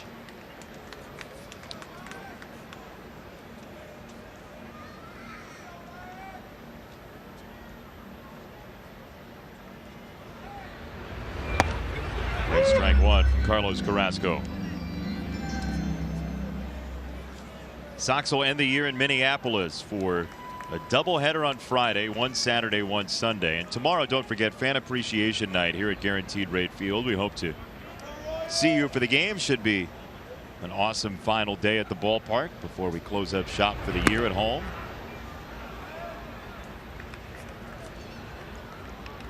There's something about the final home game of the year. Feels like the end of summer camp. It is. It's a bittersweet feeling because it's a long year. It's been an eventful year. This has been a year where we've had unbelievably bad weather in a lot of different places. We've had some delays. It's been unique in that respect. Hasn't been the year we would have liked, but we knew going in it was going to be a rebuilding year. We knew there was going to be some very tough things. Like Carlos Carrasco's breaking ball, 2 down in the inning. But we did see a whole lot of progress, and you know, in order for this organization to grow as they wanted to grow, they had to take a couple steps backwards to take 5 steps forward.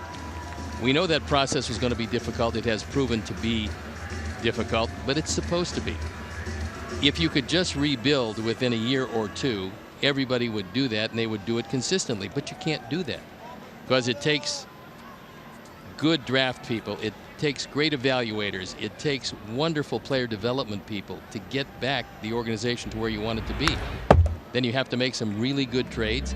You have to scan the other organizations to figure out what guys the other teams don't want you to take, and those are the guys that you have to ask for. And if you have enough to give, and the Sox did, you know, you're talking about Chris Sale, Jose Quintana, Adam Eaton, a host of relievers. They dealt to the Yankees. I mean, there was a lot of talent to give away, and you had to make sure you got the return back, and the Sox did that. And you have to have a surprise or two along the way. A guy like Daniel Palka, Nicky Delmonico last year, that sort of thing. You absolutely have to have that, and if you're going to ever win, you're going to look at the players you have on the team, and you're still going to need 3 or 4 surprises in the course of a year. Guys you never anticipated taking that step forward. Guys coming from the minor leagues, guys coming from other places and contributing to your team. But in any winning year, there has to be some surprises. It's the way baseball works out every year. Whether it be guys that you didn't think were going to be in the majors or guys that you thought would be there playing way above where you expected, like a Jose Ramirez for Cleveland. That's a called strike 3, and the inning comes to an end at the arm of Carrasco. Coming up after this, some more well wishes for our outgoing director, the new superstar, Jim Angio.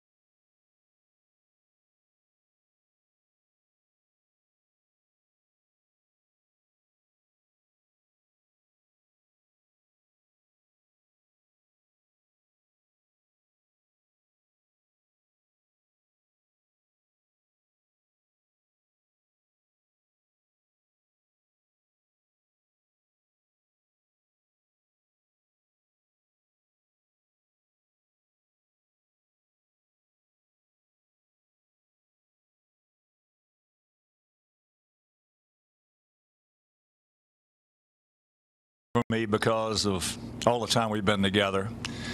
Jimmy, you've been the greatest producer-director I have ever worked with, and I'm telling you, once they get that television wing in Cooperstown open, you're going to be one of the first guys in there. And you know, as I said, it's bittersweet, but I got to tell you, I love you. I always will. You're like a big brother to me. And don't you ever forget it. Don't you ever change, big guy. Hey, Jimmy, it's Wimpy. And I just want to wish you the best of everything in your retirement. You are the greatest. You know, I started out in this business with no clue whatsoever, and you've made me decent at this craft. And I want to thank you for that. And your friendship, you've been like a brother to me over these years, too. You've been a great mentor, a great friend, and I can't believe that that all this time has passed by so quickly. I want to wish you and your family the best of luck. I love you like a brother, and God bless you and your family.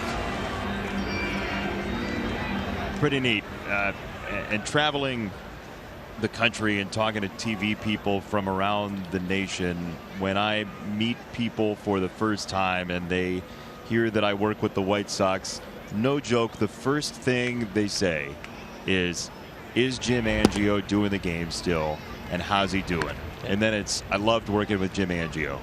Across the board, people across the country know him, love him, respect him. And it's very, very, very cool to see repeatedly when you run into people from coast to coast.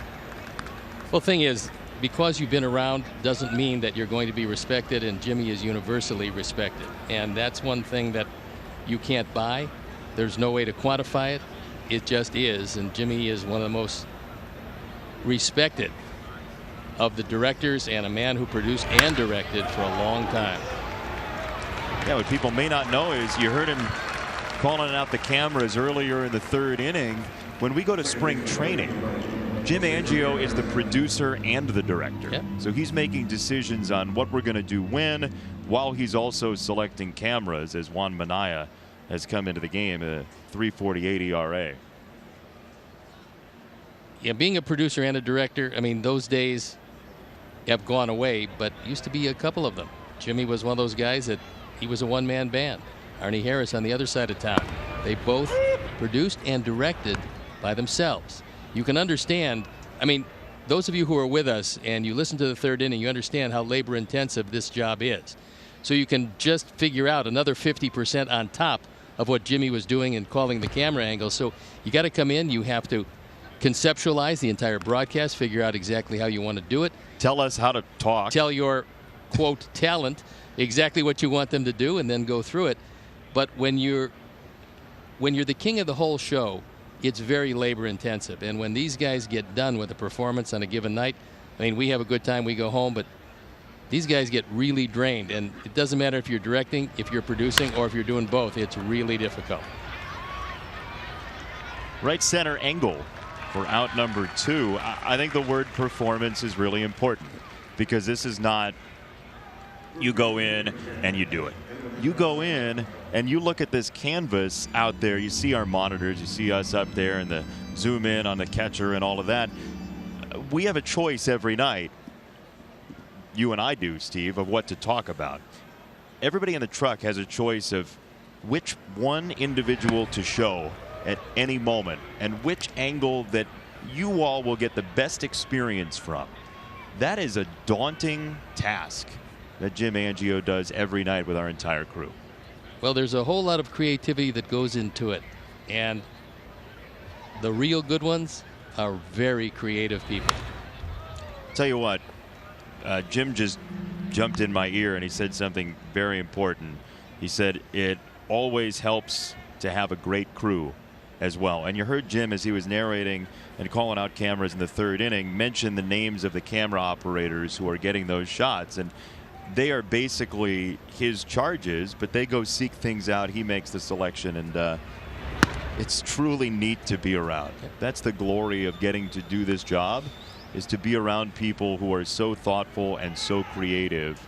And Jim is Jim's a guy we are going to miss big time. Well, he's got a few left, and we'll see what's something he hasn't done all these years. Maybe he'll give us something next couple of games that he hasn't done before.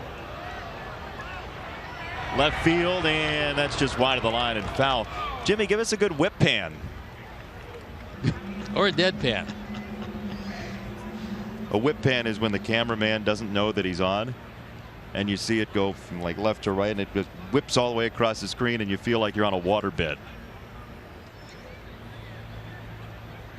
The thing is, you've never seen one on our telecast because Jim would never get us a whip pan. He just asked if we want. Sure, show him what a whip pan is. Yeah, that's just nonsense. You don't want any of that on your show. That somehow hurt Jim in the heart that he even had to do that. There is strike 3. So it's a 1-2-3 inning at the top of the 7th. 4-2 your score. We go bottom 7 and cap it.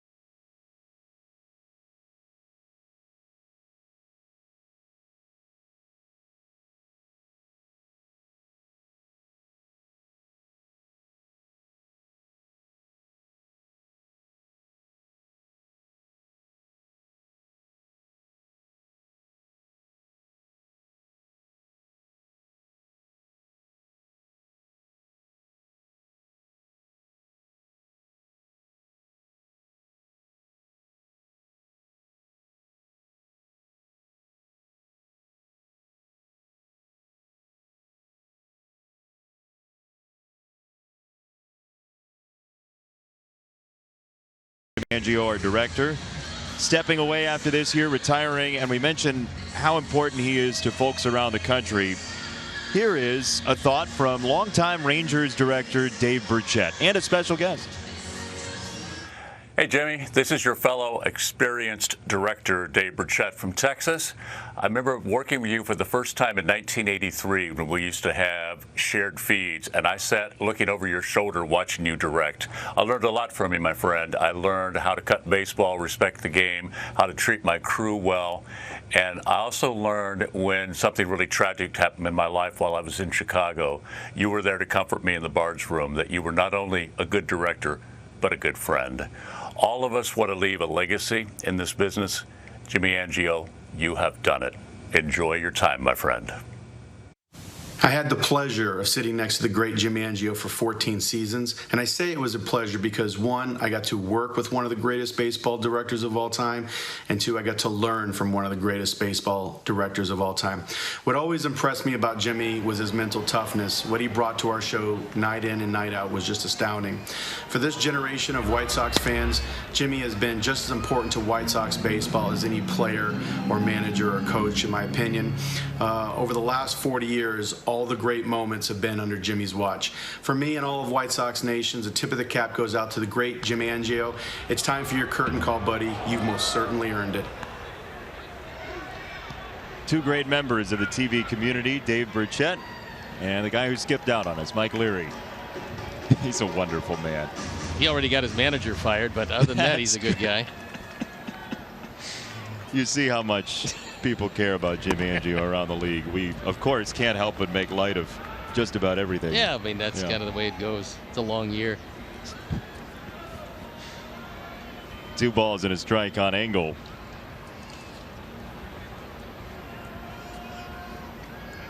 Sox trying to come back against Carrasco. Down the right field line to the corner and foul. Hey, MLB at Bat is your #1 White Sox app. Customize your experience to catch every moment this season. White Sox home screen icons, features like the MLB.TV Game of the Day, pitch tracking, in-game highlights, live radio broadcast, stats, news, and more. Download MLB At Bat today. What's your second favorite app? Potato Skins? Animal Planet. Strike three. One down here in the seventh. Is that an app? Probably not, but I would like it if it was.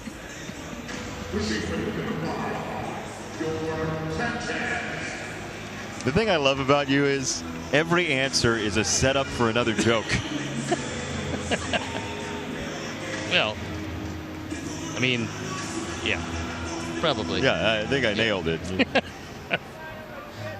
Here's Sanchez.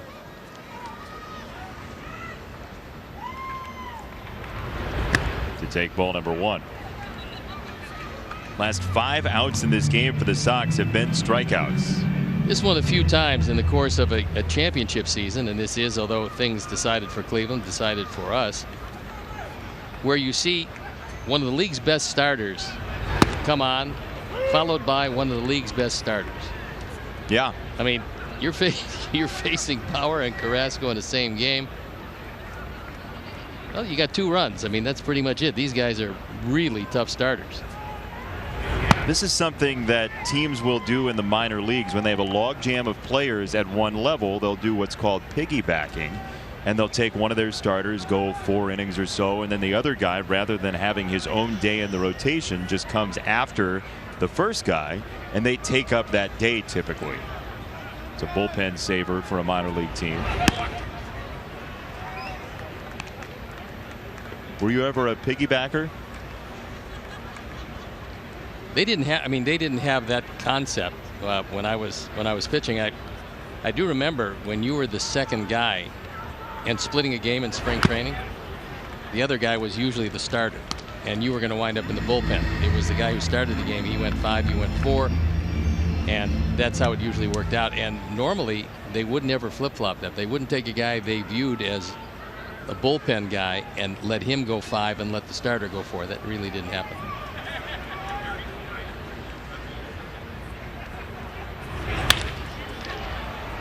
Lindor, quick trigger for out number 2.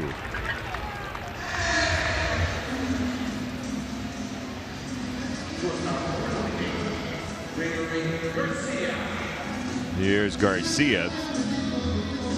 Sox and Indians again tomorrow night, getaway day for Cleveland. Sox will have an off day Thursday, head to Minnesota Thursday, and then play a doubleheader on Friday.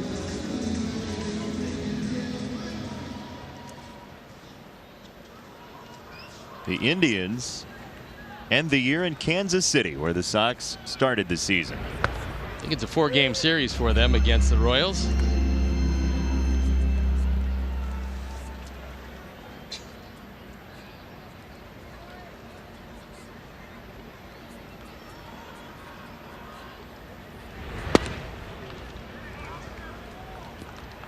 Sox last hit came in the 4th inning tonight, a Narvaez leadoff single.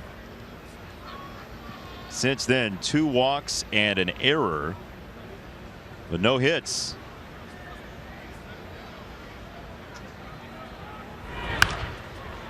One and 2.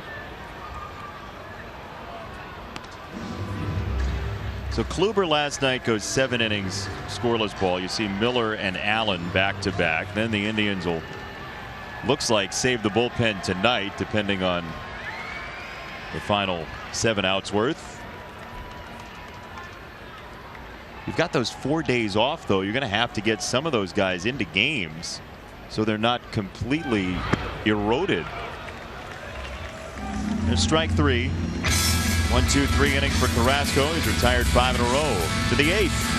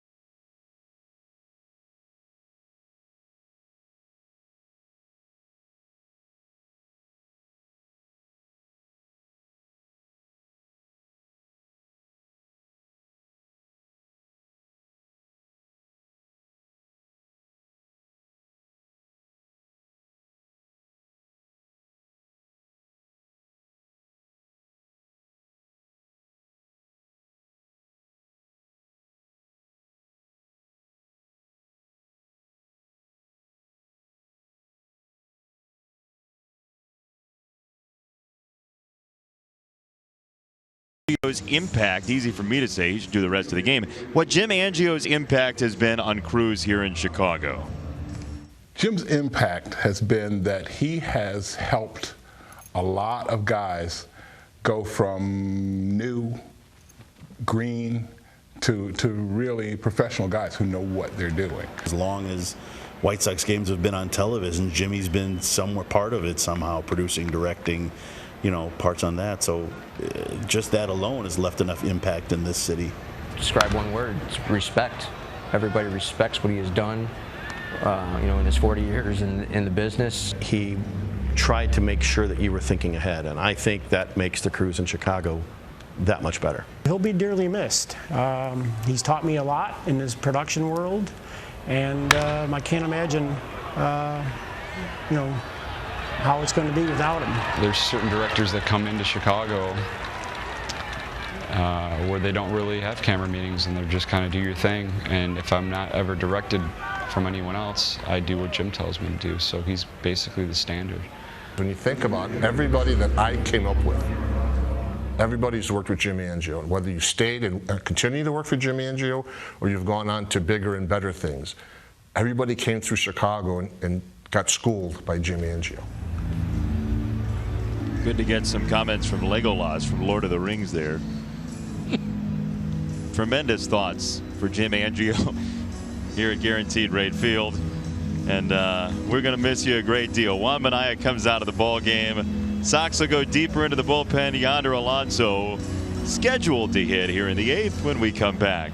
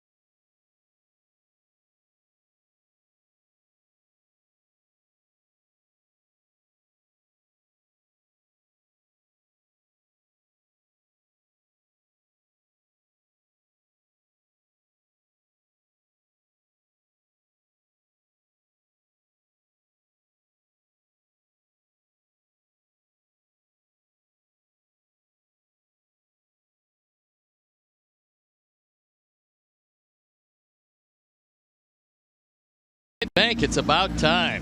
And Caleb Frere comes into the ball game. Inherits base runner at second base on for the 10th time. He's 0-1. His ERA up there. There you look at the rest of the numbers. Caleb, the Montana native, to throw against Yonder Alonso.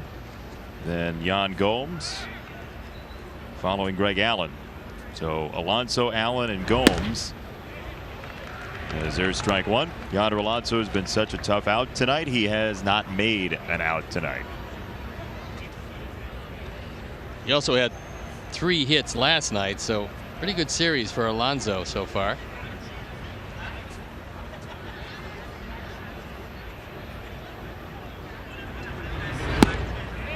Not seeing Caleb Frere real well. No, and if he throws him one more slider, he's not going to be hitting anymore either, because he missed those by plenty.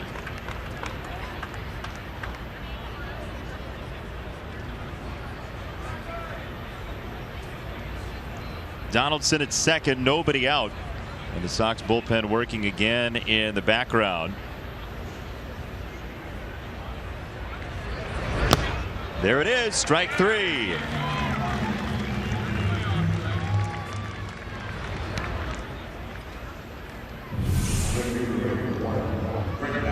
There is the aforementioned slider, and Alonso goes down. Nice stop by Omar.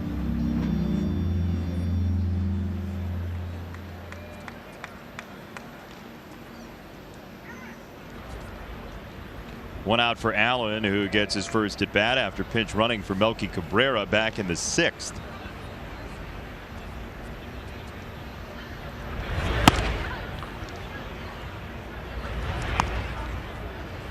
Sox in the 8th will have Polka, Garcia, and Narvaez coming up. So a good chance. Try to size up Carrasco with a couple of lefties on the way.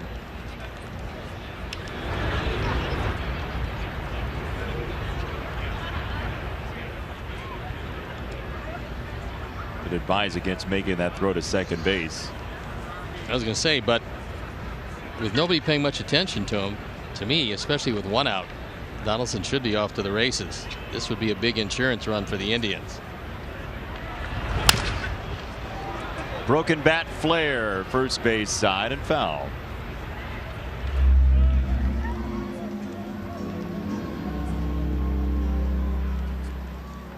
This game started 51 minutes late tonight with a rain delay.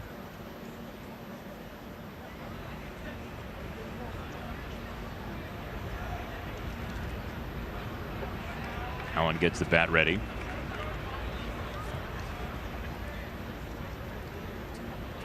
Boy, the National League wild card race and playoff bunch. How about the division race in the Central with Pittsburgh leading 6-0 over the Cubs? That game in the bottom of the 7th.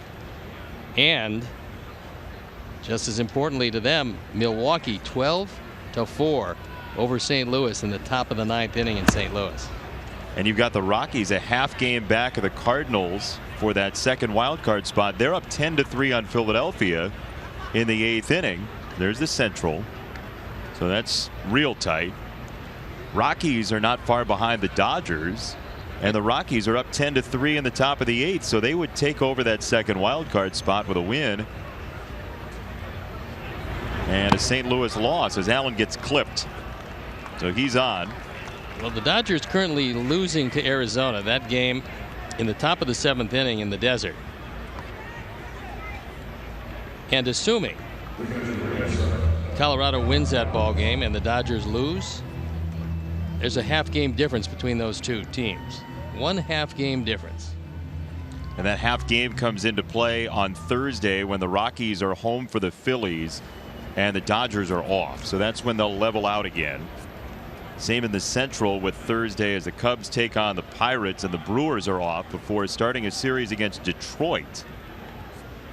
Brewers play the Tigers. The Cubs play the Cardinals. And make no mistake, regardless of where the Cardinals are in the race, they would like nothing more than to beat the Cubs, their #1 rival. Well, at that point, as Narvaez goes out to talk to Frere and Hamilton warms up, at that point, the Cardinals are going to be in striking distance of somebody, no matter what happens the next couple of days, because they're leading the wild card spot in #2 right now by half a game. So what a wild final couple days it's going to be in the National League. There are a bunch of scenarios where there are multiple tiebreakers necessary. And just might happen. Gotta love carnage at the end of a season. That's pending the results of tonight's games.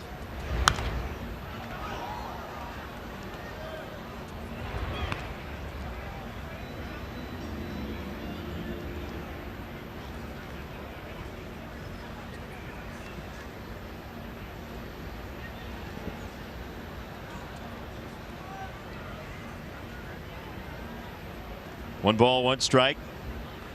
2 on, 1 out. Fouled straight back and hard. 1-2. Boy, Jan Gomes has been either on the ball or very close to on the ball basically all series. I was going to say, and even when we saw him in Cleveland, this is for a prolonged period as well as we've seen Gomes swing the bat. He had some pretty decent offensive years for the Indians. Right now he's in one of those streaks where you just don't want to face him. Broken bat. This is going to be a double play. Josh Donaldson was in the clouds.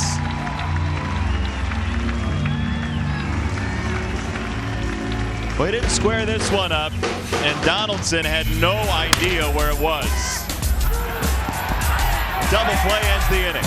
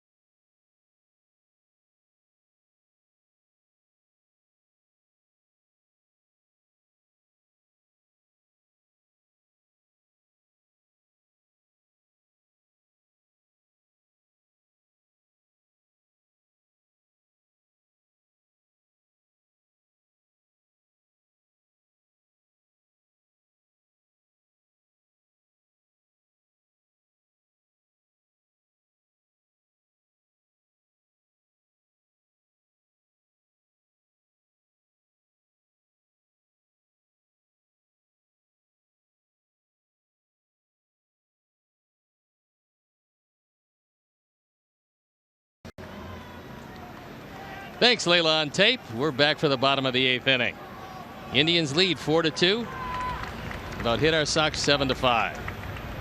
Daniel Palka, late inning hero so much this year. And Daryl Boston. Daryl just missed one. Come on. That's horrible, Daryl.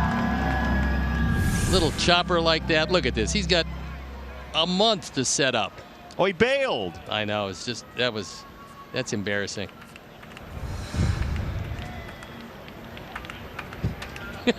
He's getting some stuff from the dugout. Yeah, you can hear it from all the way across the field too, and he deserves it. That's exactly right. Come on, Debo. You know Josh Donaldson's happy about it. I think he's just afraid because Donaldson's here. You're going to take his whistle away.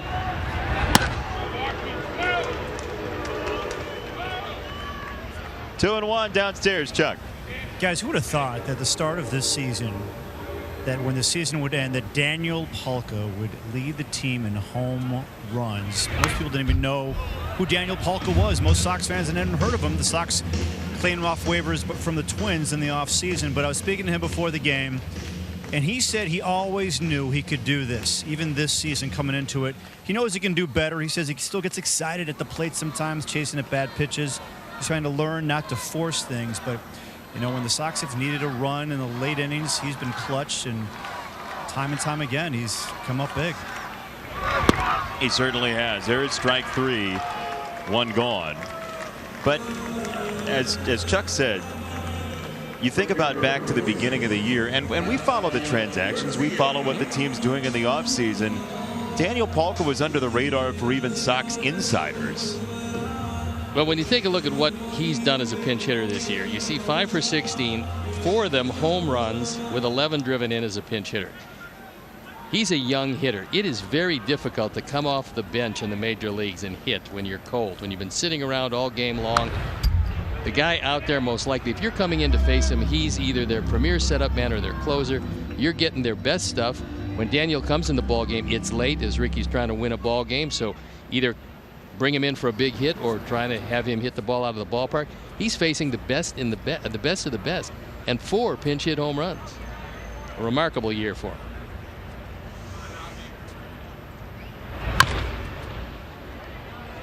Time now for the BP home run of the game, and it is Avi Garcia.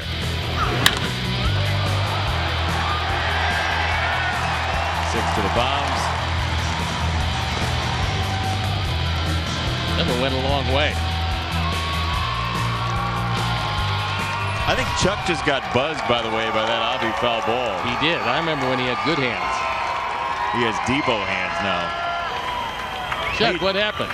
It missed me by a few, I guess, centimeters. And what's your name? Jason. It broke Pat's headset. Broke the headset. Really, it's broken. Look at that. Can you guys see this? Pat, dude. But you got the baseball, right? I don't know. I guess so. Yeah. You deserve a baseball. You had your headset broken by Avi Garcia. We're going to show a replay here. Oh. Where's Pat? I can't see him. He's ducking. You know, in slow motion, It looks like I could have caught that. Looks like you should have tried. In real time. That thing's spinning out of control. It's going through the gate here. You have no idea where that thing's going to pop up, and that's what happens. You just have to be on the lookout for it. That's what I've decided in my, full season of doing this job. You're a veteran now. You're now a veteran. One season of doing this. You've gone away from the rookie status, Chuck. Could you imagine if when you're in the studio during road games, people just started flinging baseballs at you just to feel at home? I think we should get Melton a couple of baseballs just to throw at you. Who's to say that isn't happening already? That's a great point, actually.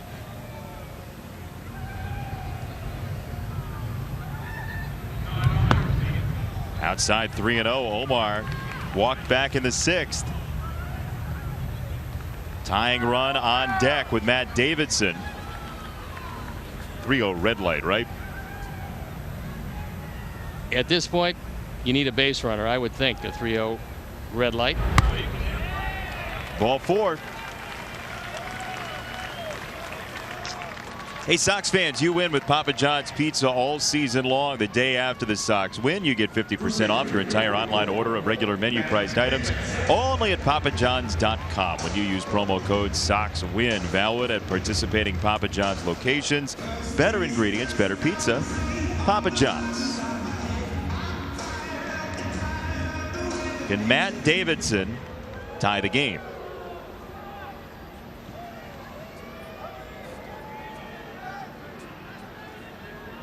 We know he can. Will he? Breaking ball, strike I one. would say maybe another one of those because he hung that over the inside, but he's going up there looking fastball. He got something spinning on the first pitch. He took it, which you'd expect him to do.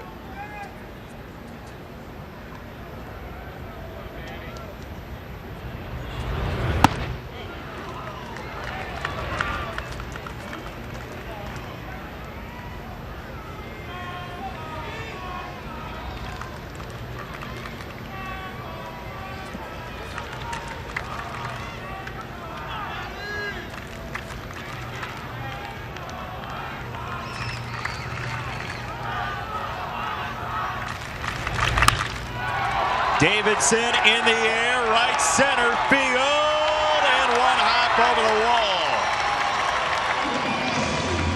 Narvaez to third, Davidson to second, tying run in scoring position. He hit that one hard, and Geyer and Kipnis went to try to get it. Nobody could. One hop out of the ballpark, and the tying runs in scoring position.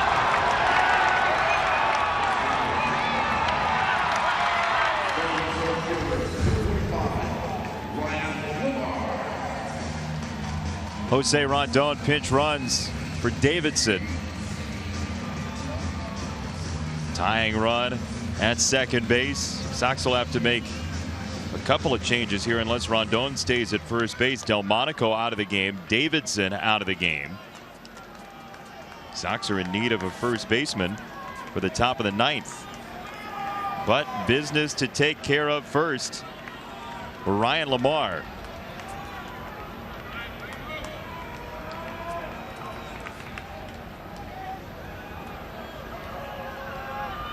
Carrasco in peril in the eighth.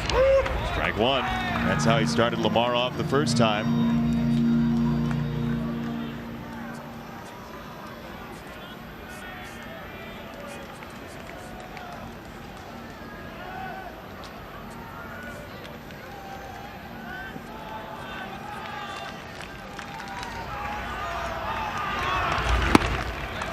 Two strikes.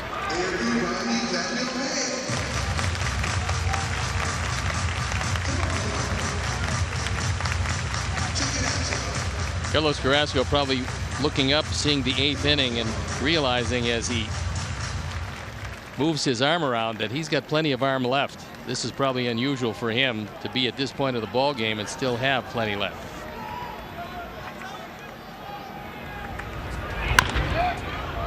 Foul to third. Look out, Chuck.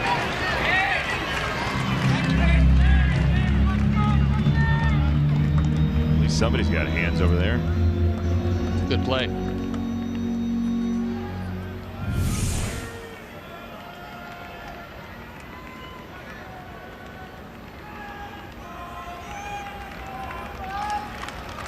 Into camera land. Good thing Jim Angio tells him to be ready all the time. Need to be ready. Narvaez at third, Rondon at second. To second base it goes. Ramirez throws him out. And the inning is over. Always be alert. Darryl Boston, 38 errors in his major league career. That's number 39, Clang. Chuck Garfien learns how to sidestep. Hey, go to Pamplona, Tiger.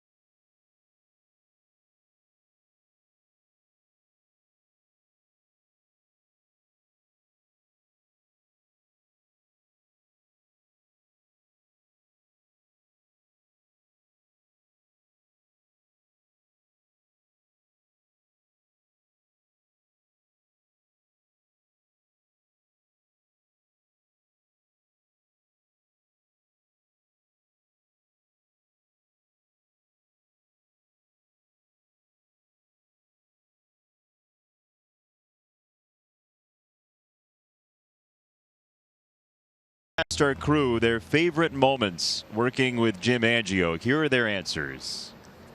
White Sox games with Jim Angio.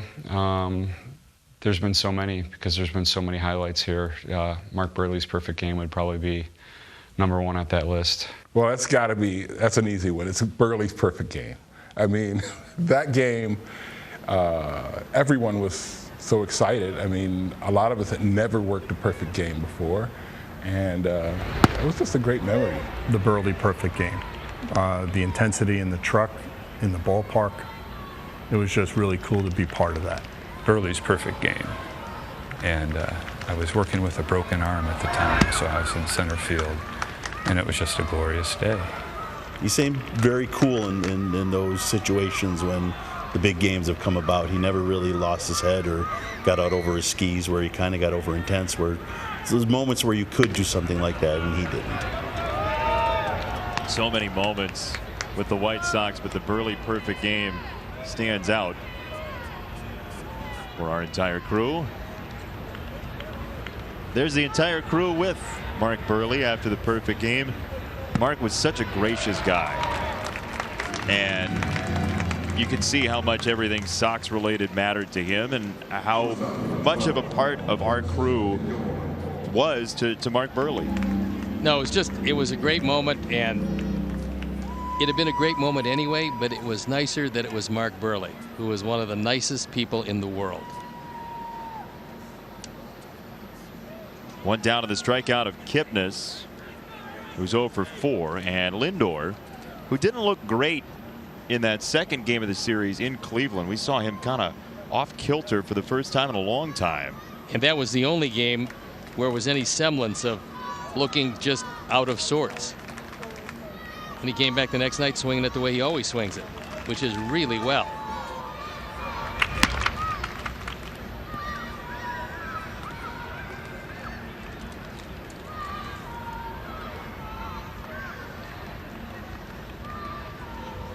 Caleb Frere, the left-hander. This is inside, 2-0. Yankees won tonight 9-2, so they're 97-60. Oakland, 2 games back of the Yankees for home field advantage in the wild card game, but leading Seattle 7-5 in the top of the 5th. So if you were looking for some pitching tonight, please don't seek that out at Safeco Field. 12 runs in the first 4 innings plus. Well, good luck with that.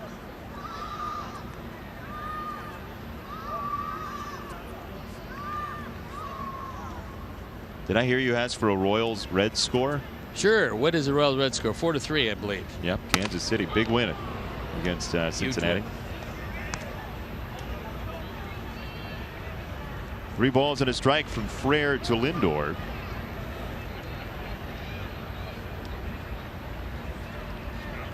Brandon Guyer next.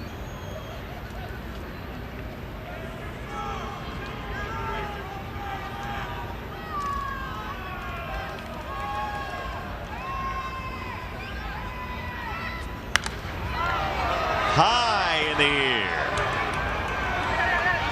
Rondon makes the catch.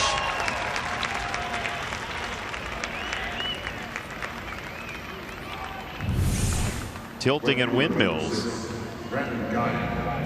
Staying right with it. That's not an easy play, especially for a guy who has not been over there all that often. He stayed right with it and made the play. Very happy about it. Pitching change with 2 out, nobody on in the 9th inning. Caleb Frere goes an inning and 2/3, hits 1 batter and no runs. Ian Hamilton will come in. He'll face Brandon Guyer when we come back.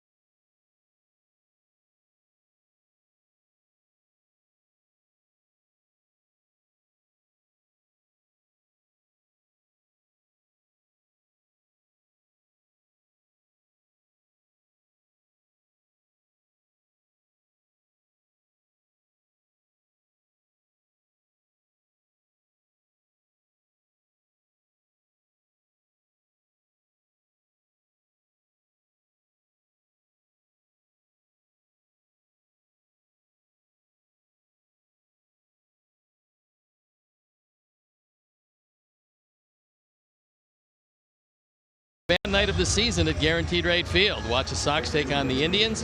Visit the authentic fan booth located outside sections 157 and 158 and grab a free lunch bag while supplies last.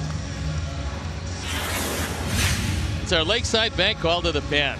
It is Ian Hamilton, and once again, for the second time in as many nights, he gets to hook up with Brendan Geyer.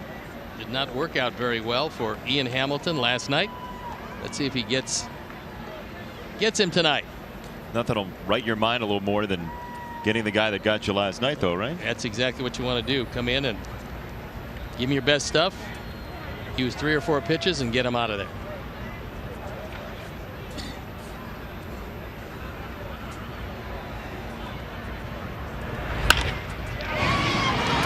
One pitch. Garcia. Got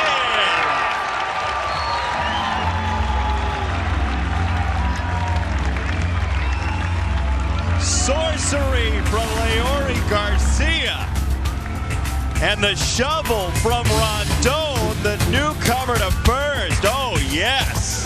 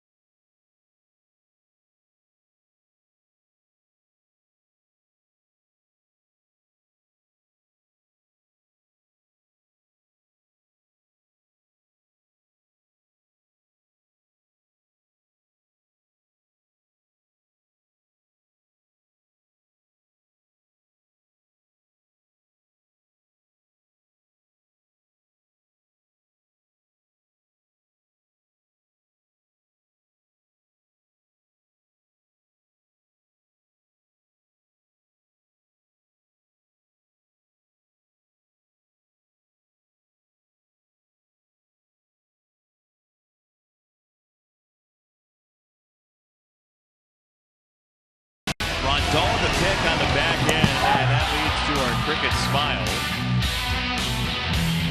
Jose Rondon pleased with himself over at first base. And he did what Chuck Garfien and Daryl Boston can't do. Well, he had a couple of good plays in that inning. Carlos Carrasco trying to finish this game off after 4 innings from Trevor Bauer. Carrasco would go 5. And it would be a pair of starters for Cleveland doing the job.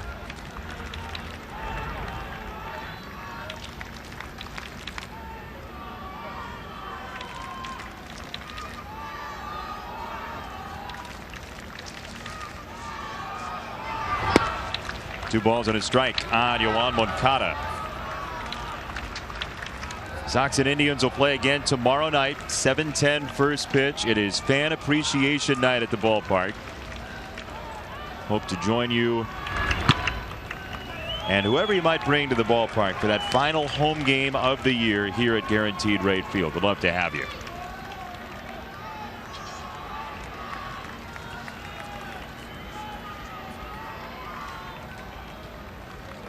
Three balls and a strike. Grounded foul. Daryl is there. A reclamation project, Daryl Boston. It's a redeemer. He's able to make the play.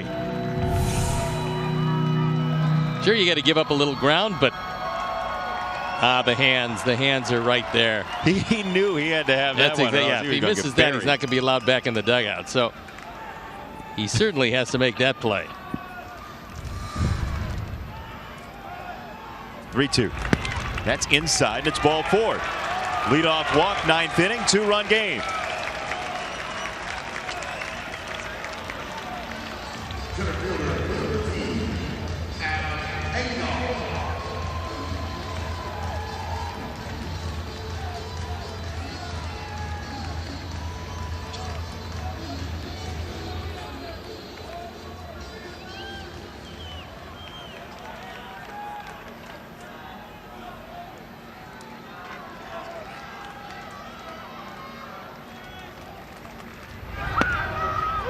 Adam takes a strike. Moncada at first. 4-2 Cleveland. Bottom 9.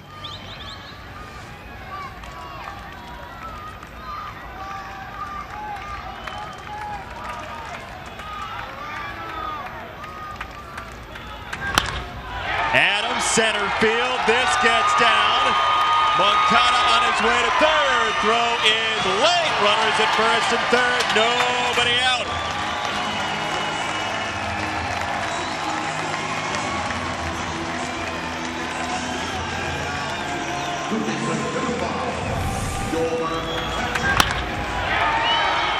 This is not a particularly good throw. The reason is by not getting the ball into second, you open up the door for Engel to go to second base. Now, he doesn't take advantage of it. However, that throw's got to be into second because that's the tying run of the ball game.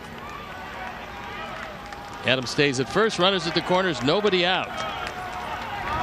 Yolmer Sanchez on his son's 4th birthday.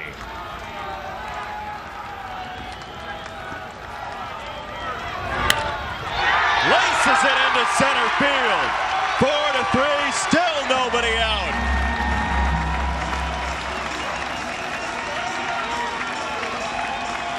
Yolmer with his 53rd driven in. And Carl Willis comes very slowly out of the dugout to talk with Carrasco. Who's in his first jam of the night. This one could prove fatal to him.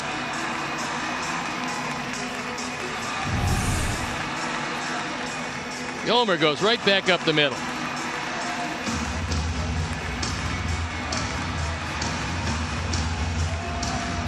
Four, 3, nobody out.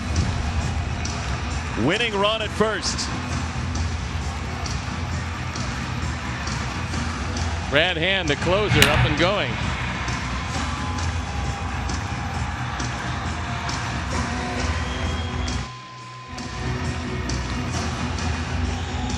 Engel at second, good speed. Sanchez at first, and some Gatorade jugs waiting to be poured on somebody. Yolmer would have to score the winning run, sprint to the dugout, get a cooler, and dump it on somebody.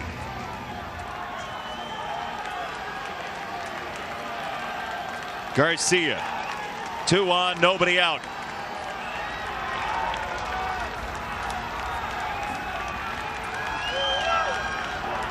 Carrasco, and the bunt stabbed at and missed. Throw to second. Engel save. But it's a good thing that Gomes did not get rid of that ball as soon as he caught it, because if he had, Adam Engel is hung out to dry. Watch where he is, and Gomes double clutched. He throws it right away. He's got him. He doesn't get him.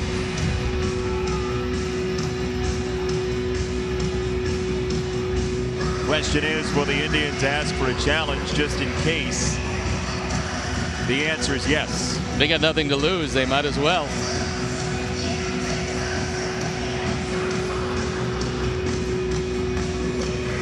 So, the umpires will talk to Chelsea Market.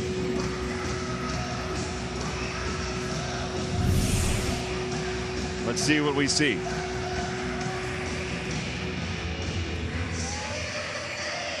The tag was late. That was a tough angle for it. This is a better angle.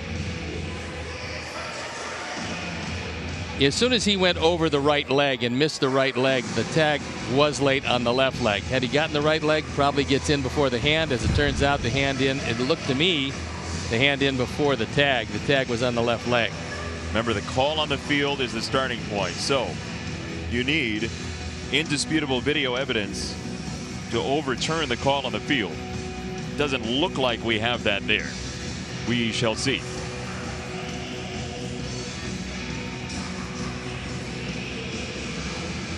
Okay, so as we talked about in New York, they've got a bunch of angles they're looking at, including number 15 there. They've got choices. So they're going to look first for the initial tag, as you said, over the leg. That doesn't seem to exist. Although, Steve, I think he might have gotten him on the first. I didn't see that the first time around. I think he might have gotten him on the leg on the way by there before. You're talking about on the right leg? Yeah, on the right leg.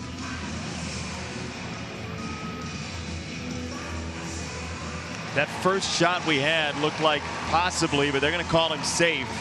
I think he went over the back of the leg personally, and I think you're right. So at any rate, he is safe, and that is the tying run. Yeah, that last look we had, he went over the top. So 2 on, nobody out. Still, Garcia, who showed bunt last time, with Donaldson in at third. On 1 strike.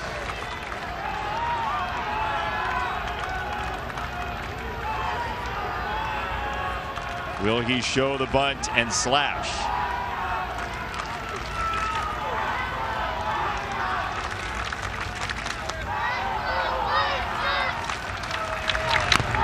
There is the bunt in front of home plate. 1 down. Sanchez to second, Engel to third. With that, though, you'd imagine you're taking the bat out of Daniel Palka's hand. Well, it depends on what they do. They might throw to Palka if they go to hand, because they believe, but it looks like they're not going to him. So yeah, I would assume now they put him on first base, and you take your chance with Avi. That also brings Narvaez into play, which would then, you'd imagine, bring hand into play for Narvaez. But they're going to pitch to Palka. Well, the last couple times he hasn't fared well against Carrasco, but those don't count.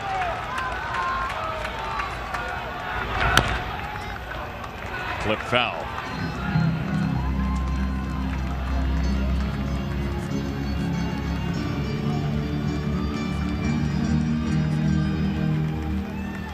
Second and third, 1 out.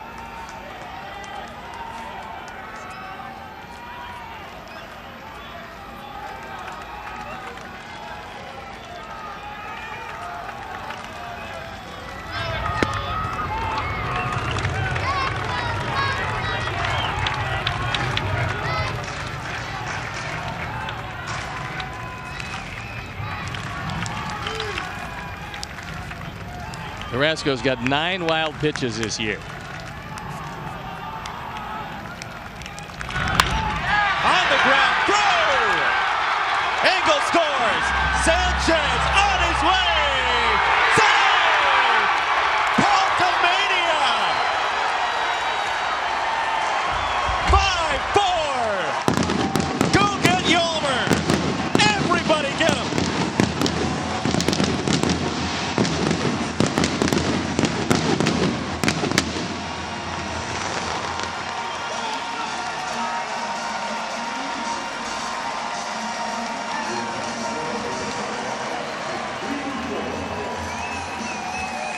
I would say that young man's got quite a future ahead of him. He keeps on coming through in key situations, and this time he went right back up the middle to win the ball game with Yolmer hustling for all he was worth from second base and just getting by the tag. They decide to pitch to Palka. Not a good thing.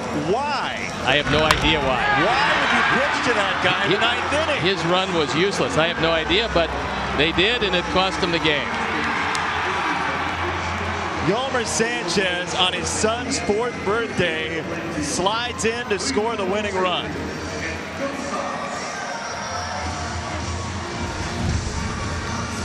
What a game.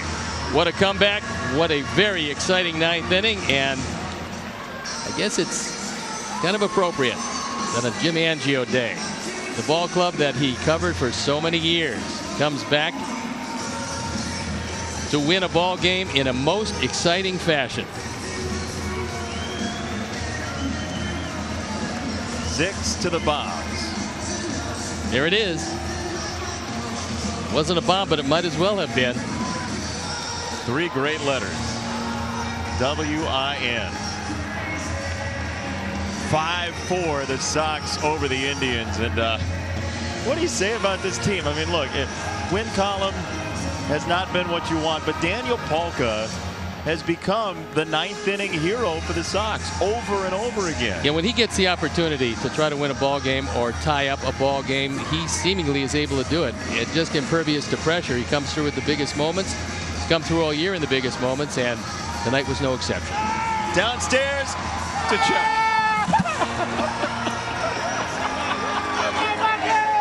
Chuck is a drowned rat. He is a drowned rat. Yes. So we'll take another look. We'll slow it down for you. There's our Chuck, and oh boy, I'm sure that feels just great. All right. Chuck, go ahead. Why am I getting the Gatorade bath? All right. And by the way, thanks for letting me know that was coming. Daniel Palka, Mr. 9th inning. Were you surprised they pitched to you there? I mean, not really. He's kind of gotten me for the most of the part, most of the year. But I had a feeling what he was going to throw, and I missed it the first 2 ABs, and it was kind of that same pitch, and just waited just enough. Did you think a Gatorade was coming there? But anyway, what is it about the 9th inning? You guys come back again and again and again, and this is something that you seem to have a knack for doing. I mean, we just don't quit. There's no one that's out of it in the dugout ever, and you know, what makes it even better is his Shields last start of the year, and he didn't get that L, so I'm pumped up about that. But congrats on the win. Is Yomer paying to clean my suit, or are you doing it? I'm not paying for that. I'm a rookie. Okay. Daniel Palka, your hero. Back to you guys. I'm soaked. That's great. And Chuck, you never looked better. I got to tell you that, pal. You look terrific. Yeah, I'm sure. I'm not paying for that. I'm a rookie. You can use that in your everyday life. That's a beaut. That's great. Yes. That's great. Chuck, good luck. Nice All right. job, Chuck. Thanks. And as wet as Chuck was in the early season, he's wetter tonight. So this is kind of a nice way to end this one. It's full circle, yeah, really. It is. It is. You've got a Miller moment here. And I do. It was not a tough call tonight. Nope. Just like we promised, it's time for the Miller Lite Hold True moment. And before the ball game, Jimmy Angio honored 40 years. That's what the 40 signifies. That was a reaction when he saw his family. Right. I mean, he didn't know that they were going to be here, which is just wonderful. And the first pitch, well, he's got to work on that, but he's got plenty of time now to work on it. So he's the one cutting the cameras. He didn't show where it landed. That is beautiful. Look, we spend a lot of time together. Yeah. Our crew. We travel together. The principals of the crew travel together with us and with the team. And you get to know people like family. You and I have, and you've known Jim for a lot longer than I have. But he's a gentleman. He's a wonderful human being. And he is as well-liked as anybody you'll ever find in the TV business. And he's got a couple games left, but this is Jim Angio Day, and he deserves even more days. So thanks, Jim. Really appreciate everything you do for us. And, Jim, I'm going to miss a whole lot of things about you, but one of the things I'll miss most are the breakfast we have on the road. Get a chance to sit down. Usually it's at a buffet, and usually you pay for it, which is great, which is the only way it should be. So I will miss that, certainly, but we'll miss a whole lot of things about you. We miss the way you cut a ball game, Jimmy. We miss the way that you always are positive about so many things, and I think we'll miss the fact that everywhere we go in this league, it doesn't matter where it is, the entirety of the teams we come to visit, everybody there who's worked with you has great things to say about you and the ultimate respect. And thank you. When you look at it, that's pretty much what we're looking for. So, it's been a great run. We're going to see you again. That's the best part about this. We will see you again, and I think everybody associated with Chicago White Sox baseball really appreciates what you've done all these years. Thank you, Steve. Oh, wrong hand. There you go. Thanks, Jimmy. All right, thank you. Thanks. Ready X and Dissolve X. Jim, we've been working together for most of the last 40 years, and it's been terrific. It's been a great ride, and best wishes for your retirement. I just want to thank you for everything you've done for me in my career and everything you've done for Sox fans that have been able to enjoy your broadcast for 40 years. it's amazing. Couldn't be happier for you, and I hope you have a lot of fun. And I look back, the years I've been with you, been nothing but great. But now go enjoy the rest of your life and just enjoy it and live it up. I'm hoping that you'll get a chance to enjoy your kids and grandkids and that you'll have a good long life. So good luck and best to you, Jim. Just want to say to you, have a happy retirement. Good luck in the rest of your life. I'm sure you're going to do something fun and adventurous. Yeah.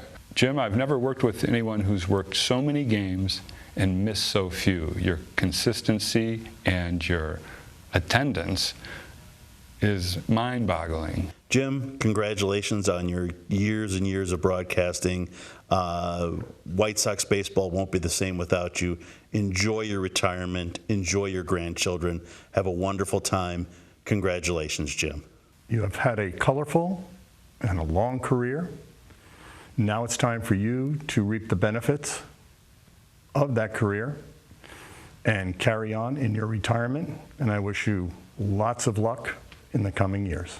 Jim, I know you're not going anywhere. I'll see you in spring training. And if you're not there, I'll never forgive you. Jimmy, congratulations on 40 impressive years. I wish you nothing but the best and luck in your retirement. Enjoy your wife, your daughters, your grandchildren now. Enjoy some root beer floats. I've learned so much from you. Good luck with your retirement and enjoy the rest of your time with your family. You deserve it. We've had a lot of fun. You've made me laugh. I think I've made you laugh a couple times. But I think you've allowed us to be an extension of you.